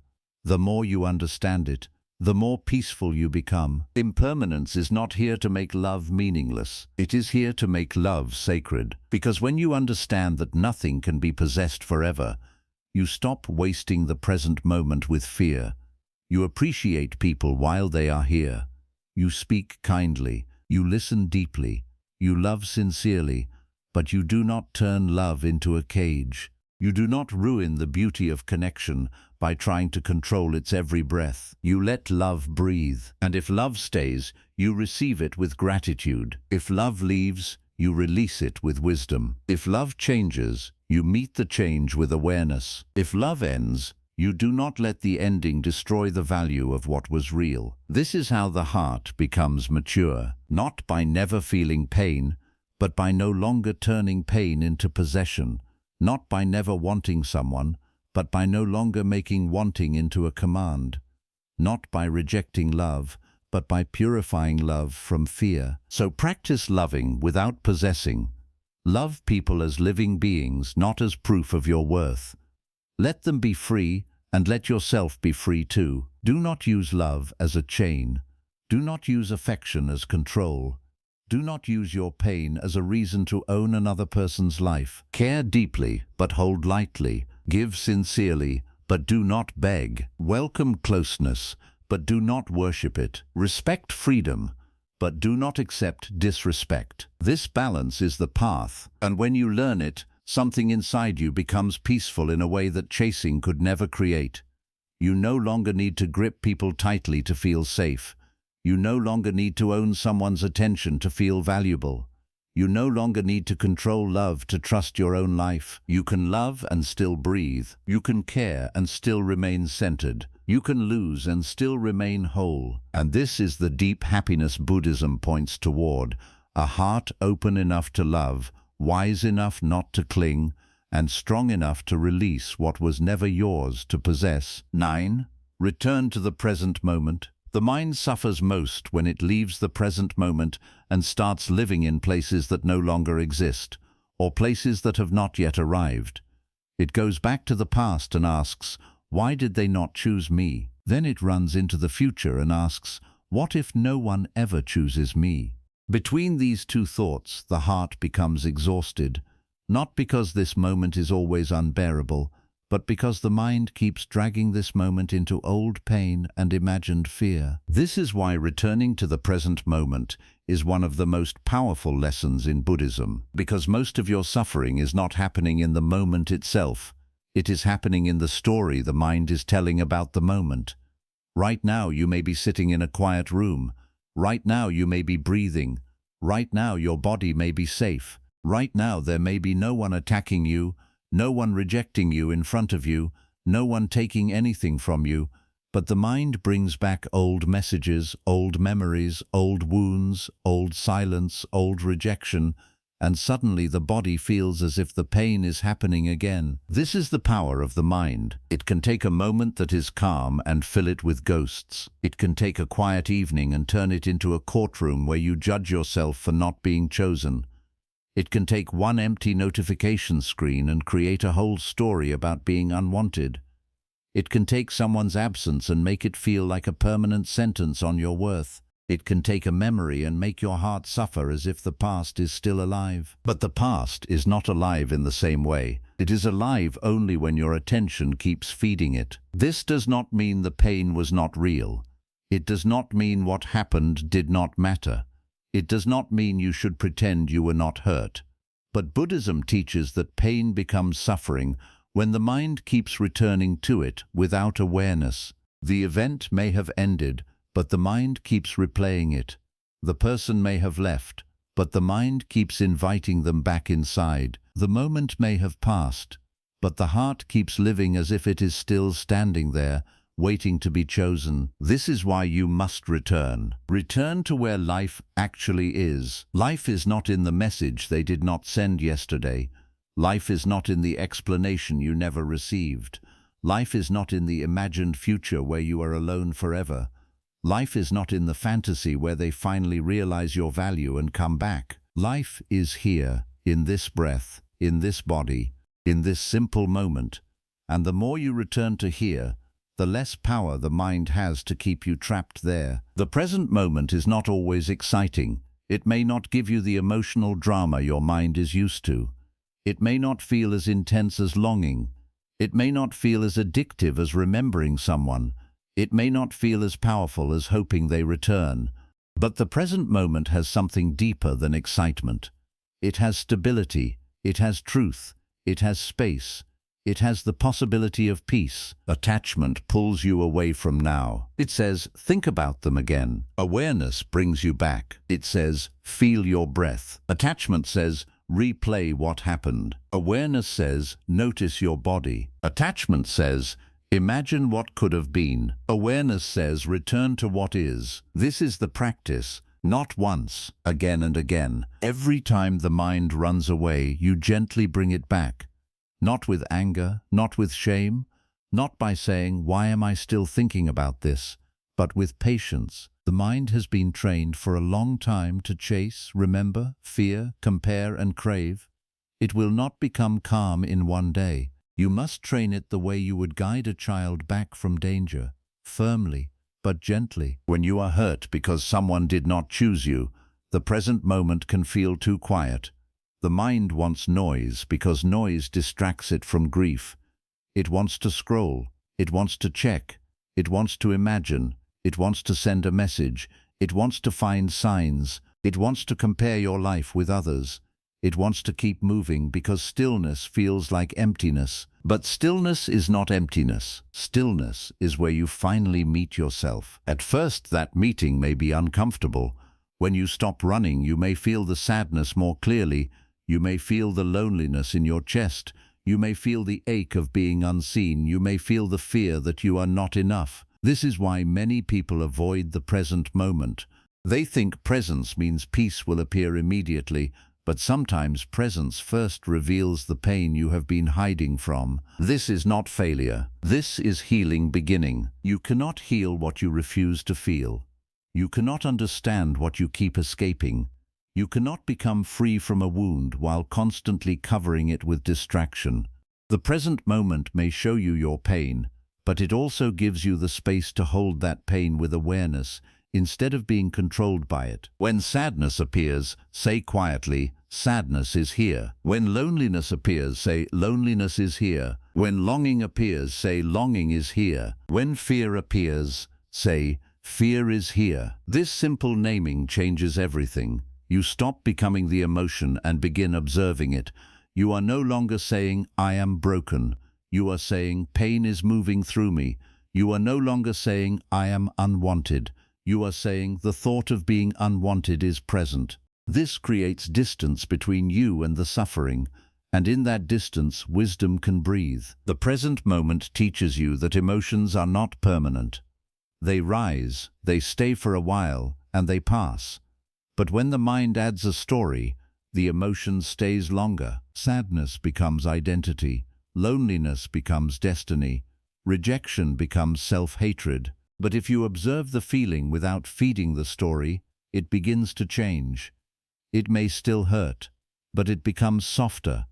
It becomes something you can hold. This is why the breath is so important. The breath is always present. It does not live in yesterday. It does not live in tomorrow. It is here, moving quietly, reminding you that life is still happening. When the mind becomes trapped in someone's absence, the breath brings you back to your own presence. When the heart feels abandoned, the breath reminds you that your body is still caring for you. When thoughts become heavy, the breath becomes an anchor. You do not need a complicated practice. Just pause. Inhale slowly, exhale slowly. Feel the air entering. Feel the air leaving. Notice the chest rising. Notice the body softening. Notice the floor beneath you. Notice the room around you. This is not small. This is the beginning of freedom, because in that moment, you are no longer completely trapped in the story. You are here. And the more often you return here, the more you weaken the habit of suffering. Many people say they want peace, but they keep living in mental places where peace cannot be found. They live in the past, trying to change what already happened. They live in the future, trying to control what has not happened. They live in other people's minds, trying to guess what they think. They live in memories, fantasies, fears, and imaginary conversations. Then they wonder why they feel tired. The mind was not meant to carry so many worlds at once. It becomes exhausted. It becomes restless. It becomes anxious. To return to the present moment is to stop carrying what does not belong to this moment. It is to say, I do not need to solve my entire life right now. I do not need to understand every rejection right now. I do not need to know whether anyone will choose me in the future. I only need to be here with this breath, this body, this small step. This is how peace becomes possible, not because all problems disappear, but because you stop letting the mind create 10 more problems from one wound. Someone did not choose you, that is painful. But the mind adds, no one will ever choose me, that is suffering. Someone stopped giving attention, that is painful. But the mind adds, I must be worthless, that is suffering. Someone left, that is painful. But the mind adds, my life is empty now, that is suffering. The present moment helps you separate pain from story. It asks, what is actually happening now? Not what happened months ago, not what you fear will happen years from now. Now, maybe the truth is simple. You are sitting here feeling sadness, that is all. You do not need to turn sadness into a prophecy. You do not need to turn loneliness into a life sentence. You do not need to turn someone's choice into the meaning of your entire existence. You can just sit with what is real in this moment. This is not weakness. This is strength. It takes strength to stop running into fantasy. It takes strength to stop rehearsing conversations that may never happen. It takes strength to stop checking for signs from someone who is not present. It takes strength to say, I will not let my mind torture me with what is not here. And slowly, the present moment begins to feel like a refuge. You start noticing simple things again. The warmth of tea, the sound of rain, the feeling of clean sheets, the quiet after a long day, the softness of your own breath, the peace of a room that is not filled with emotional chaos. These things may seem ordinary, but when your mind has been trapped in craving, ordinary peace becomes sacred. The person who is attached cannot enjoy the ordinary because the mind is always elsewhere, eating but thinking of them, walking but imagining them, resting but replaying their silence, working but wondering why they did not choose you. The body is here, but the mind is far away. And when the mind is never where the body is, life feels empty. Presence brings life back. It allows you to taste your food instead of swallowing it with sadness. It allows you to walk and feel the ground instead of walking through memories.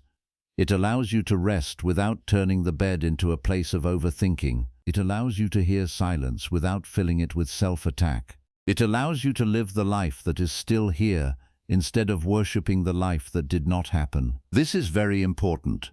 Returning to the present moment does not erase your desire for love. It simply stops desire from becoming the ruler of your life. You can still want connection. You can still hope for friendship. You can still feel the ache of not being chosen.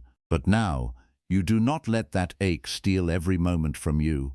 You do not let one absence blind you to all the life still available. Because even without being chosen by someone, there is still life. There is still morning. There is still breath. There is still growth. There is still learning. There is still beauty. There is still the possibility of becoming someone calmer, wiser, and more free. But you can only touch these things in the present moment. You cannot breathe yesterday's air. You cannot drink tomorrow's water. You cannot heal in an imagined future. You cannot build peace inside a memory. You can only practice now. Now is where you stop checking. Now is where you stop chasing. Now is where you stop comparing. Now is where you stop believing every thought. Now is where you place your hand on your heart and say, I am here. This sentence may sound simple, but it is powerful. I am here. It means you are no longer abandoning yourself to chase someone who is absent. It means you are no longer leaving your own body to live inside another person's choices. It means you are returning from the world of craving into the world of awareness. When the mind says, they did not choose me, you answer, I am here. When the mind says, maybe I was not enough, you answer, I am here. When the mind says, what if I am alone forever, you answer, I am here. Not because these thoughts disappear instantly, but because your presence becomes stronger than the thought. This is the heart of Buddhist practice. You do not fight every thought. You do not argue with every fear. You do not chase every emotion. You return to awareness. You observe. You breathe. You let thoughts pass like clouds. You do not need to become the weather. You can be the sky. A cloud of rejection may pass. A cloud of loneliness may pass. A cloud of desire may pass. A cloud of memory may pass. But the sky remains. Your awareness remains. You are not every thought that appears inside you. You are not every feeling that moves through you. You are not the story your mind creates when someone fails to choose you. You are the space in which all of this appears and changes. Understanding this brings deep peace. Because if you are not your thoughts, you do not have to obey them. If you are not your longing, you do not have to chase it. If you are not your fear, you do not have to let it rule your choices. If you are not your rejection, you do not have to build your identity around it. You can return again and again, and each return is an act of self-respect. Every time you return to the present moment, you are choosing yourself over the story. You are choosing reality over fantasy. You are choosing peace over mental punishment. You are choosing life over the memory of who did not stay. This is not always dramatic. No one may see it. No one may clap. No one may know that you chose not to check their profile, not to send the message, not to compare, not to collapse into old thoughts. But these private victories matter. They are the foundation of inner freedom. A person becomes deeply happy not by never feeling pain, but by learning where to place attention. Attention is energy. Where your attention goes, your life begins to follow. If your attention is always on who did not choose you, your life will feel like rejection. If your attention is always on what you lack, your life will feel empty. If your attention is always on the past, your heart will feel trapped. But if your attention returns to the present, your life begins to open again. You start seeing what remains. You start seeing that one person's absence did not remove the whole world. You start seeing that love is not the only doorway to meaning. You start seeing that your breath has been with you through every loss. You start seeing that your body has carried you even when your mind was tired. You start seeing that the present moment, though simple, has been waiting patiently for you. And the more you come back, the less powerful the old story becomes. At first, you may return for only a few seconds. That is enough. Then a few minutes, then longer. Do not judge the practice. Do not say, I failed because I thought of them again. Thinking is not failure. Forgetting is not failure. The practice is returning. Every return strengthens awareness. Every return teaches the mind a new path. Like a trail in a forest, the path becomes clearer the more you walk it. The old path leads to obsession, comparison, longing, and pain. The new path leads to breath, awareness, simplicity, and peace. Walk the new path, even when it feels unfamiliar, especially when it feels unfamiliar. Because your mind may be addicted to emotional drama. Peace may feel boring at first. Calm may feel empty. A quiet day may feel meaningless if you are used to chasing intensity. But with time you will discover that peace is not emptiness. Peace is what remains when suffering stops being fed. This is the beauty of the present moment. It does not demand that anyone choose you before it welcomes you. It does not ask whether someone loves you. It does not ask whether you were rejected. It does not ask whether your past was painful. It simply opens itself and says, come back, begin again. Every breath is an invitation to begin again. You do not have to wait for tomorrow. You do not have to wait for closure. You do not have to wait for someone to apologize. You do not have to wait for love to arrive. You can begin again now. You can soften now. You can stop punishing yourself now. You can return to your own life now. This is where deep happiness begins. Not in getting everything you wanted, but in no longer abandoning the present moment because of what you lost. So when the mind pulls you backward, return. When it runs forward, return. When it compares, return. When it craves, return. When it says you are incomplete, return. Return to your breath. Return to your hands. Return to the ground beneath you. Return to the simple truth that this moment is the only place where you can actually live. The person who did not choose you is not here. The imagined future is not here. The old wound is only here as a memory, a feeling, a thought. But you are here, and that matters. You are here with the power to breathe, to observe, to soften, to choose, to heal, to begin again. You are here with the ability to stop feeding the story. You are here with the chance to build a new relationship with your own mind. You are here with the quiet possibility of peace. Do not underestimate that, because one day, after returning again and again, you will notice something has changed. The same memory will appear, but it will not cut as deeply. The same silence will come, but it will not destroy your day. The same loneliness will rise, but you will know how to sit with it. The same thought will whisper, "They did not choose you," but another voice inside you will answer, "Still, I am here. Still, I am whole. Still, I can be at peace." That is freedom. Not freedom from all pain. Freedom from being ruled by pain. Not freedom from memories. Freedom from living inside them. Not freedom from desire. Freedom from becoming its prisoner. The present moment is the doorway to that freedom. It is always here, quietly waiting beneath the noise of the mind. You do not have to earn it. You do not have to be chosen to enter it. You do not have to be loved by someone else before you can return to it. You only have to pause, breathe, notice, and come back again and again and again until your heart understands that peace was never waiting in the past you could not change or the future you could not control. It was waiting in the only place life has ever truly touched you. Here, now, this breath, this moment, this quiet return to yourself. 10. Become the person who chooses peace first. The final lesson is the lesson that gathers everything together. Become the person who chooses peace first. Not attention first, not approval first, not being chosen first, not proving yourself first, not chasing someone first, peace first. Because if peace is not first, everything else becomes dangerous.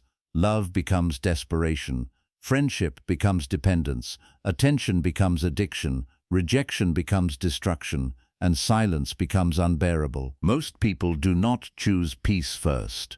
They choose the person, they choose the dream, they choose the message they are waiting for, they choose the hope that one day someone will finally see their worth. They choose the fantasy that if the right person chooses them, all their pain will disappear. So they place peace at the end of the road. They say, "When I am loved, I will be peaceful. When I am chosen, I will be peaceful. When they return, I will be peaceful. When someone finally stays, I will be peaceful." But this is why they suffer, because peace keeps getting delayed. Peace becomes something they can only receive from another person's behavior. If someone gives attention, they feel calm. If someone disappears, they lose themselves. If someone praises them, they feel worthy. If someone ignores them, their whole inner world shakes. This is not freedom. This is living like a leaf in the wind, carried by every mood, every reply, every absence, every small sign from another person. Buddhism teaches that true peace cannot depend on unstable things, and people by nature are unstable. Their emotions change, their attention changes, their desires change, their priorities change, their understanding changes. This does not make people bad. It simply means they are human.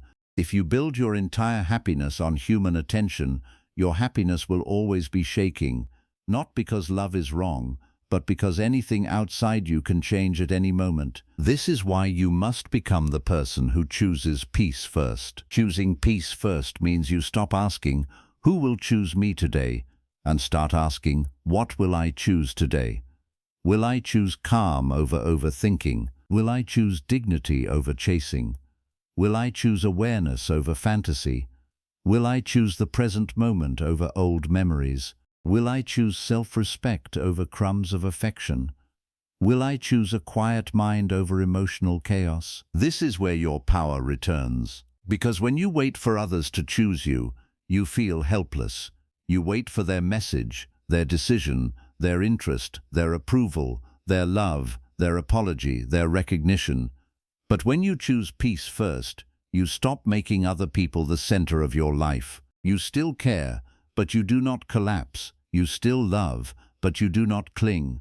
You still hope, but you do not abandon yourself while waiting. This is the difference between a wounded heart and a wise heart. A wounded heart says, "If they choose me, I will finally be okay. A wise heart says, I will become okay, even if they never choose me. A wounded heart says, their love will complete me. A wise heart says, love is beautiful, but I must not be empty without it. A wounded heart says, I need attention to feel real. A wise heart says, my breath, my awareness, my life, and my presence are already real. This transformation does not happen in one moment.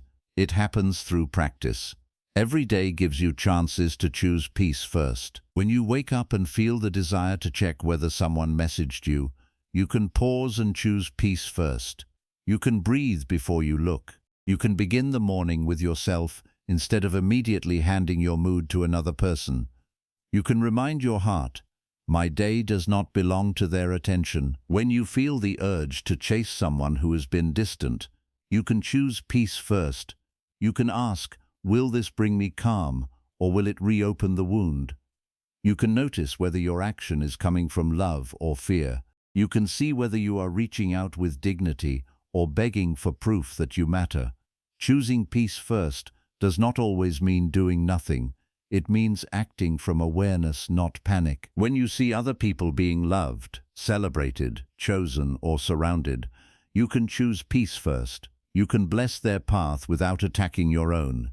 You can stop turning someone else's happiness into evidence of your failure. You can remember that you do not know their whole story. You can return to your breath and say, their life is theirs, my life is mine. I do not need to compare to be worthy. When loneliness appears, you can choose peace first. Instead of running to unhealthy attention, you can sit with yourself gently. You can clean your space, make tea, breathe slowly, write your thoughts, take a walk, or simply place your hand on your heart and say, this feeling is here, but it is not my whole life. That is not weakness. That is self-mastery. Choosing peace first is not a small thing. It is a complete change in how you live. It means you stop letting your wounds choose your actions. It means you stop letting loneliness choose your relationships. It means you stop letting rejection choose your identity. It means you stop letting desire choose your destiny. It means you stop letting comparison choose your mood.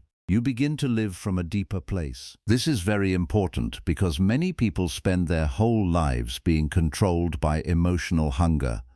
They do not choose people from peace, they choose from fear. They do not stay because the connection is healthy. They stay because leaving feels lonely. They do not chase because the person is good for them. They chase because being ignored makes them feel worthless. They do not wait because waiting is wise. They wait because they are afraid to accept reality. But peace asks for honesty. Peace asks you to look at your life and admit where you are betraying yourself. It asks you to admit where you are accepting less than you deserve because you are afraid of emptiness. It asks you to admit where you keep returning to pain because pain has become familiar. It asks you to admit where you call attachment love because you do not want to let go. This honesty can hurt. But it also liberates you, because once you see clearly, you can choose differently. You can choose not to enter conversations that disturb your spirit.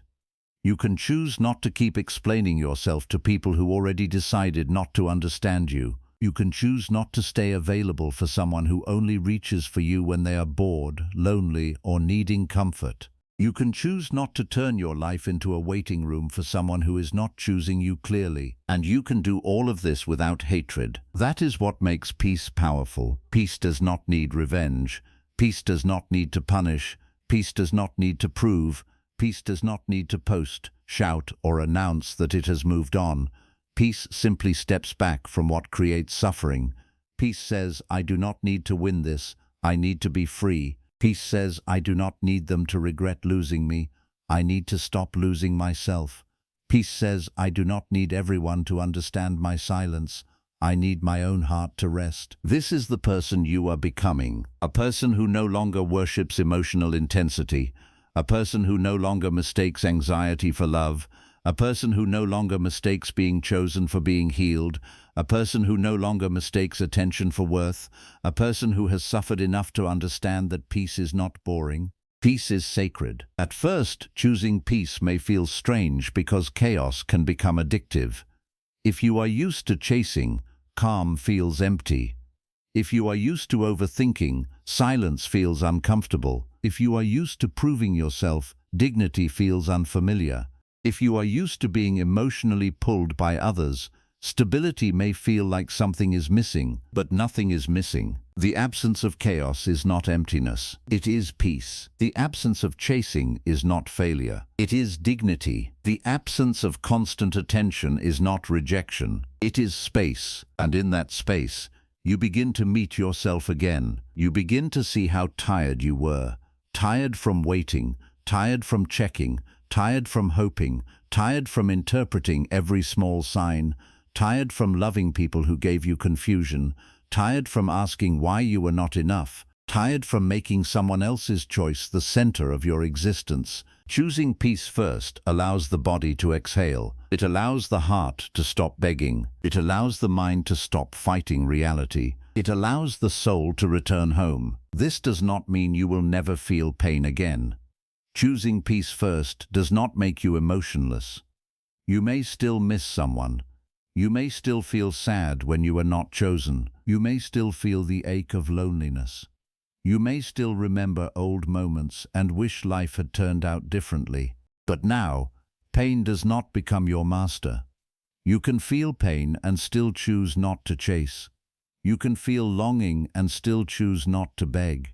You can feel sadness and still choose not to hate yourself. That is deep strength. Strength is not pretending you do not care. Strength is caring without losing yourself. Strength is feeling the pull of attachment and still not walking back into suffering. Strength is wanting a message and still not letting your worth depend on whether it comes. Strength is remembering them and still returning to the present moment. This is the quiet power Buddhism points toward, the ability to observe the inner storm without becoming the storm. The mind may say, go back. You breathe and choose peace. The heart may say, make them choose you. You breathe and choose dignity. Loneliness may say, any attention is better than silence. You breathe and choose self-respect. Comparison may say, everyone has someone except you. You breathe and choose right understanding. Desire may say, this person is your destiny. You breathe and choose clarity. This is how you train the heart, not by force, not by hatred, not by denying your feelings, but by returning again and again to the life you actually want to live. Ask yourself honestly, do you want a life where your peace depends on who texts you? Do you want a life where your mood depends on who notices you? Do you want a life where you keep shrinking yourself to be accepted? Do you want a life where one person's absence ruins your whole day, your sleep, your appetite, your confidence, your sense of self? Or do you want a life where you can love deeply and still remain centered? A life where you can welcome people without worshipping them? A life where you can enjoy attention without needing it? A life where you can be alone without feeling cursed? A life where your heart is soft but not helpless? A life where peace comes first? This is the life you are building, and it begins in small moments that nobody sees. It begins when you choose not to check their profile. It begins when you choose not to send the desperate message. It begins when you choose not to compare your lonely night to someone else's public romance. It begins when you choose to eat, sleep, breathe, clean, walk, and care for yourself even though no one is clapping. It begins when you say, I am still worthy of care, even when no one is choosing me. This is how you become your own safe place. Not because you do not need anyone ever again, but because you are no longer emotionally homeless without them. You are no longer waiting for someone else to make life livable. You are no longer standing outside another person's heart, begging for shelter. You have built shelter within yourself. And when you have inner shelter, relationships change. You no longer enter them from desperation. You no longer cling to people just because they give you temporary relief. You no longer ignore red flags because loneliness scares you. You no longer accept crumbs because you fear being empty. You no longer confuse someone's attention with your salvation. Instead, you meet people from fullness. You can say, I would enjoy your presence, but I do not need to lose myself to keep it. You can say, I care for you, but I will not let this connection destroy my peace. You can say, I welcome love, but I will not beg for unclear affection. You can say, if you choose me with honesty, I will receive it with gratitude. If you do not, I will still remain whole. This is not arrogance. This is healthy inner grounding. A peaceful person is not someone who rejects love. A peaceful person may love more deeply than anyone else because they are not loving from hunger. They are not loving from panic. They are not loving to fill a wound. They are loving from awareness. And love from awareness is cleaner, softer, wiser, and freer. When you choose peace first, you become less attracted to chaos. The people who once kept you hooked through confusion begin to lose power. The situations that once made your heart race no longer feel romantic. The inconsistent attention that once felt exciting now feels exhausting. You begin to prefer calmness over intensity, honesty over mystery, consistency over emotional games, and solitude over disrespect. This is growth. It may feel lonely at first because your old patterns are falling away. You may not tolerate what you used to tolerate. You may not answer what you used to answer. You may not chase who you used to chase. You may find yourself alone more often, not because you are unwanted, but because your standards are becoming peaceful. You are no longer available for connections that require self-abandonment. This is a sacred loneliness. It is the space between who you were and who you are becoming. Do not fear it. In that space, your mind becomes clearer. Your nervous system becomes calmer. Your heart begins to trust you again. That is important because every time you abandon yourself for someone else's attention, your heart learns that you cannot be trusted to protect it. But every time you choose peace, your heart begins to feel safe with you. It says, you are finally listening. It says, you are finally not throwing me into the same pain. It says, you are finally choosing me. This is how self-love becomes real. Not as a phrase, not as a beautiful idea, but as repeated actions that prove you will no longer sacrifice your peace for someone's uncertain affection. Self-love is not only looking in the mirror and saying kind words. It is how you behave when the old craving returns. It is how you respond when someone inconsistent comes back. It is how you hold yourself when loneliness appears. It is how you refuse to make pain your home just because it is familiar. Choosing peace first also means accepting that not every person can walk with you. Some people are attached to drama. Some people only know how to love through confusion. Some people enjoy being chased because it feeds their ego. Some people are not evil, but they are not peaceful for you. Some people will misunderstand your boundaries. Some people will call your calmness coldness. Some people will think your silence is pride. Let them think. You are not living to manage everyone's interpretation of your healing. You are living to protect the quiet place inside you that took so long to rebuild. This is where many people fail. They choose peace for a little while, but then they become disturbed when others do not understand it. They want approval for their boundaries. They want applause for their growth. They want the person who hurt them to respect their distance. But sometimes, choosing peace means being misunderstood without defending yourself. It means letting people create their own story while you remain loyal to your healing. You do not need to explain peace to people who benefit from your lack of it. You do not need to justify distance to people who kept wounding your closeness. You do not need to prove your healing to people who only understand your pain when it serves them. Choose peace anyway. This is not about becoming superior to others. It is about becoming responsible for your inner life. Buddhism reminds us that suffering is often strengthened by craving, clinging, aversion, and ignorance. Choosing peace first is the practice of weakening these habits. You stop craving what harms you. You stop clinging to what is leaving. You stop hating what disappointed you. You stop ignoring the truth your heart already knows. You become awake, and awakening changes everything. You begin to notice the exact moment suffering begins. It begins when you demand that reality be different from what it is. It begins when you say, "They must choose me." It begins when you say, "This person must be the one." It begins when you say, I cannot be happy unless life gives me this exact outcome. The mind tightens around desire, and the heart begins to suffer. Choosing peace first softens that grip. It says, I can want, but I do not need to cling. It says, I can love, but I do not need to possess. It says, I can hope, but I do not need to live in denial. It says, I can feel pain, but I do not need to become pain. This is freedom in practice, not a theory, not a quote, not an idea, a daily way of living. When someone does not choose you, choose peace. When someone leaves, choose peace. When someone ignores you, choose peace. When your mind creates painful stories, choose peace. When the past calls your name, choose peace. When desire tries to rule you, choose peace. When comparison tries to poison you, choose peace. But understand this clearly, choosing peace does not mean accepting injustice silently. It does not mean allowing people to disrespect you.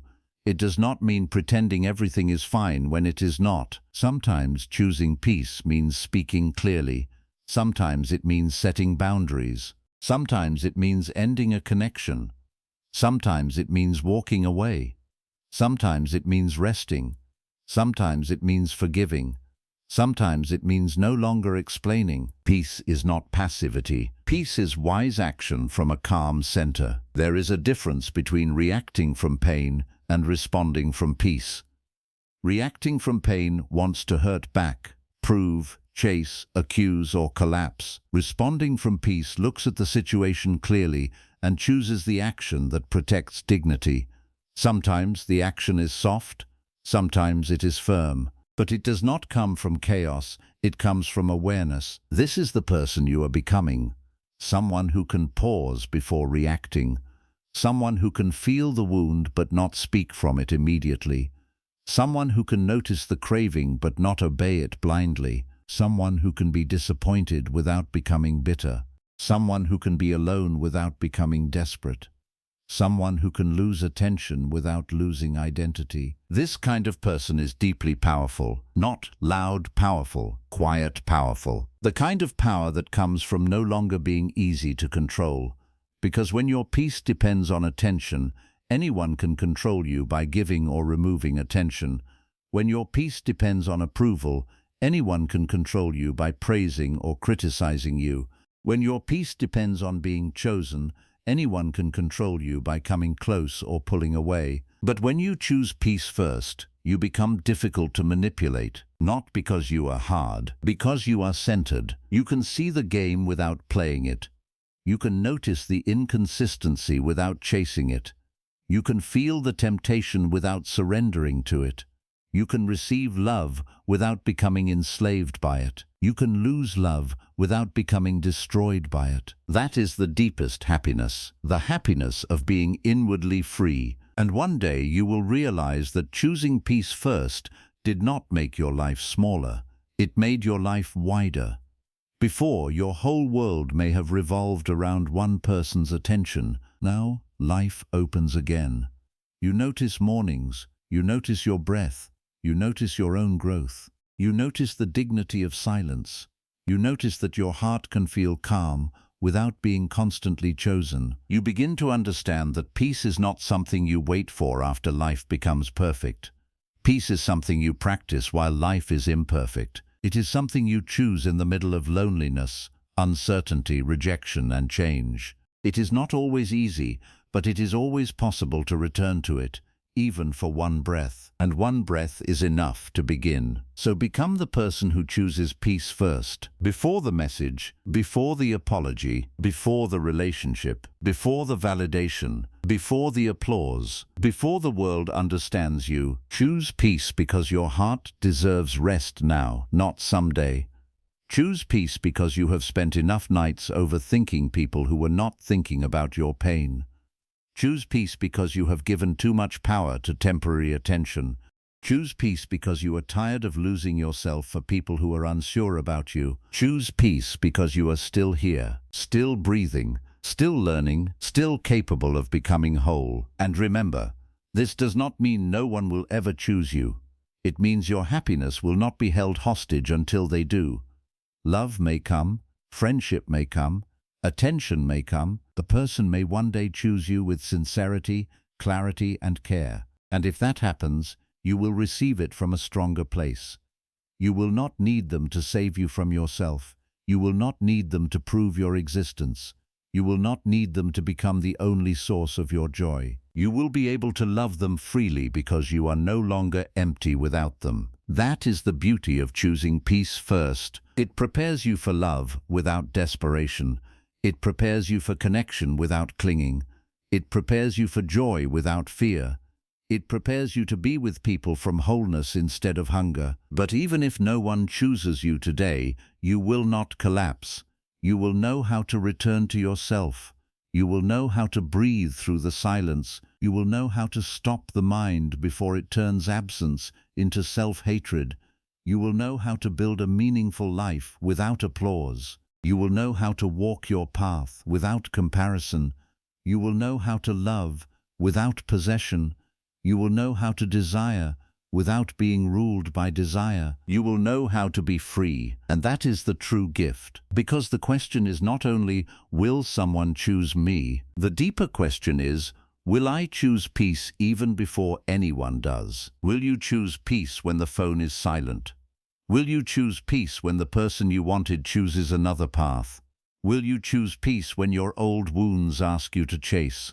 Will you choose peace when your loneliness tries to convince you that any attention is enough? Will you choose peace when no one claps for your healing? If you can keep returning to peace in those moments, you have found something no rejection can take from you. You have found inner refuge. And once a person finds inner refuge, they stop living as a beggar of love. They may still love, they may still desire, they may still hope, but they no longer beg to exist in someone else's eyes. They no longer treat another person's choice as the final judgment of their soul. They become rooted. They become calm. They become awake. So let this be the final truth of this lesson. You do not need to wait for anyone to choose you before you begin living with peace. You do not need to wait for love before you become kind to yourself. You do not need to wait for attention before you care for your own life. You do not need to wait for applause before you continue growing. Choose peace first. Choose it when it is easy. Choose it when it is painful. Choose it when your heart trembles. Choose it when the mind argues. Choose it when loneliness whispers. Choose it when the past returns. Choose it again after you forget. Choose it again after you fall. Choose it again after you feel weak. Because the path is not about never losing peace. The path is about returning to peace more honestly each time, and with every return, the heart becomes lighter. With every return, the mind becomes clearer. With every return, the need to be chosen becomes less powerful, until one day, you will sit quietly in your own life and realize something beautiful. You are no longer waiting for someone's attention to give you permission to be happy.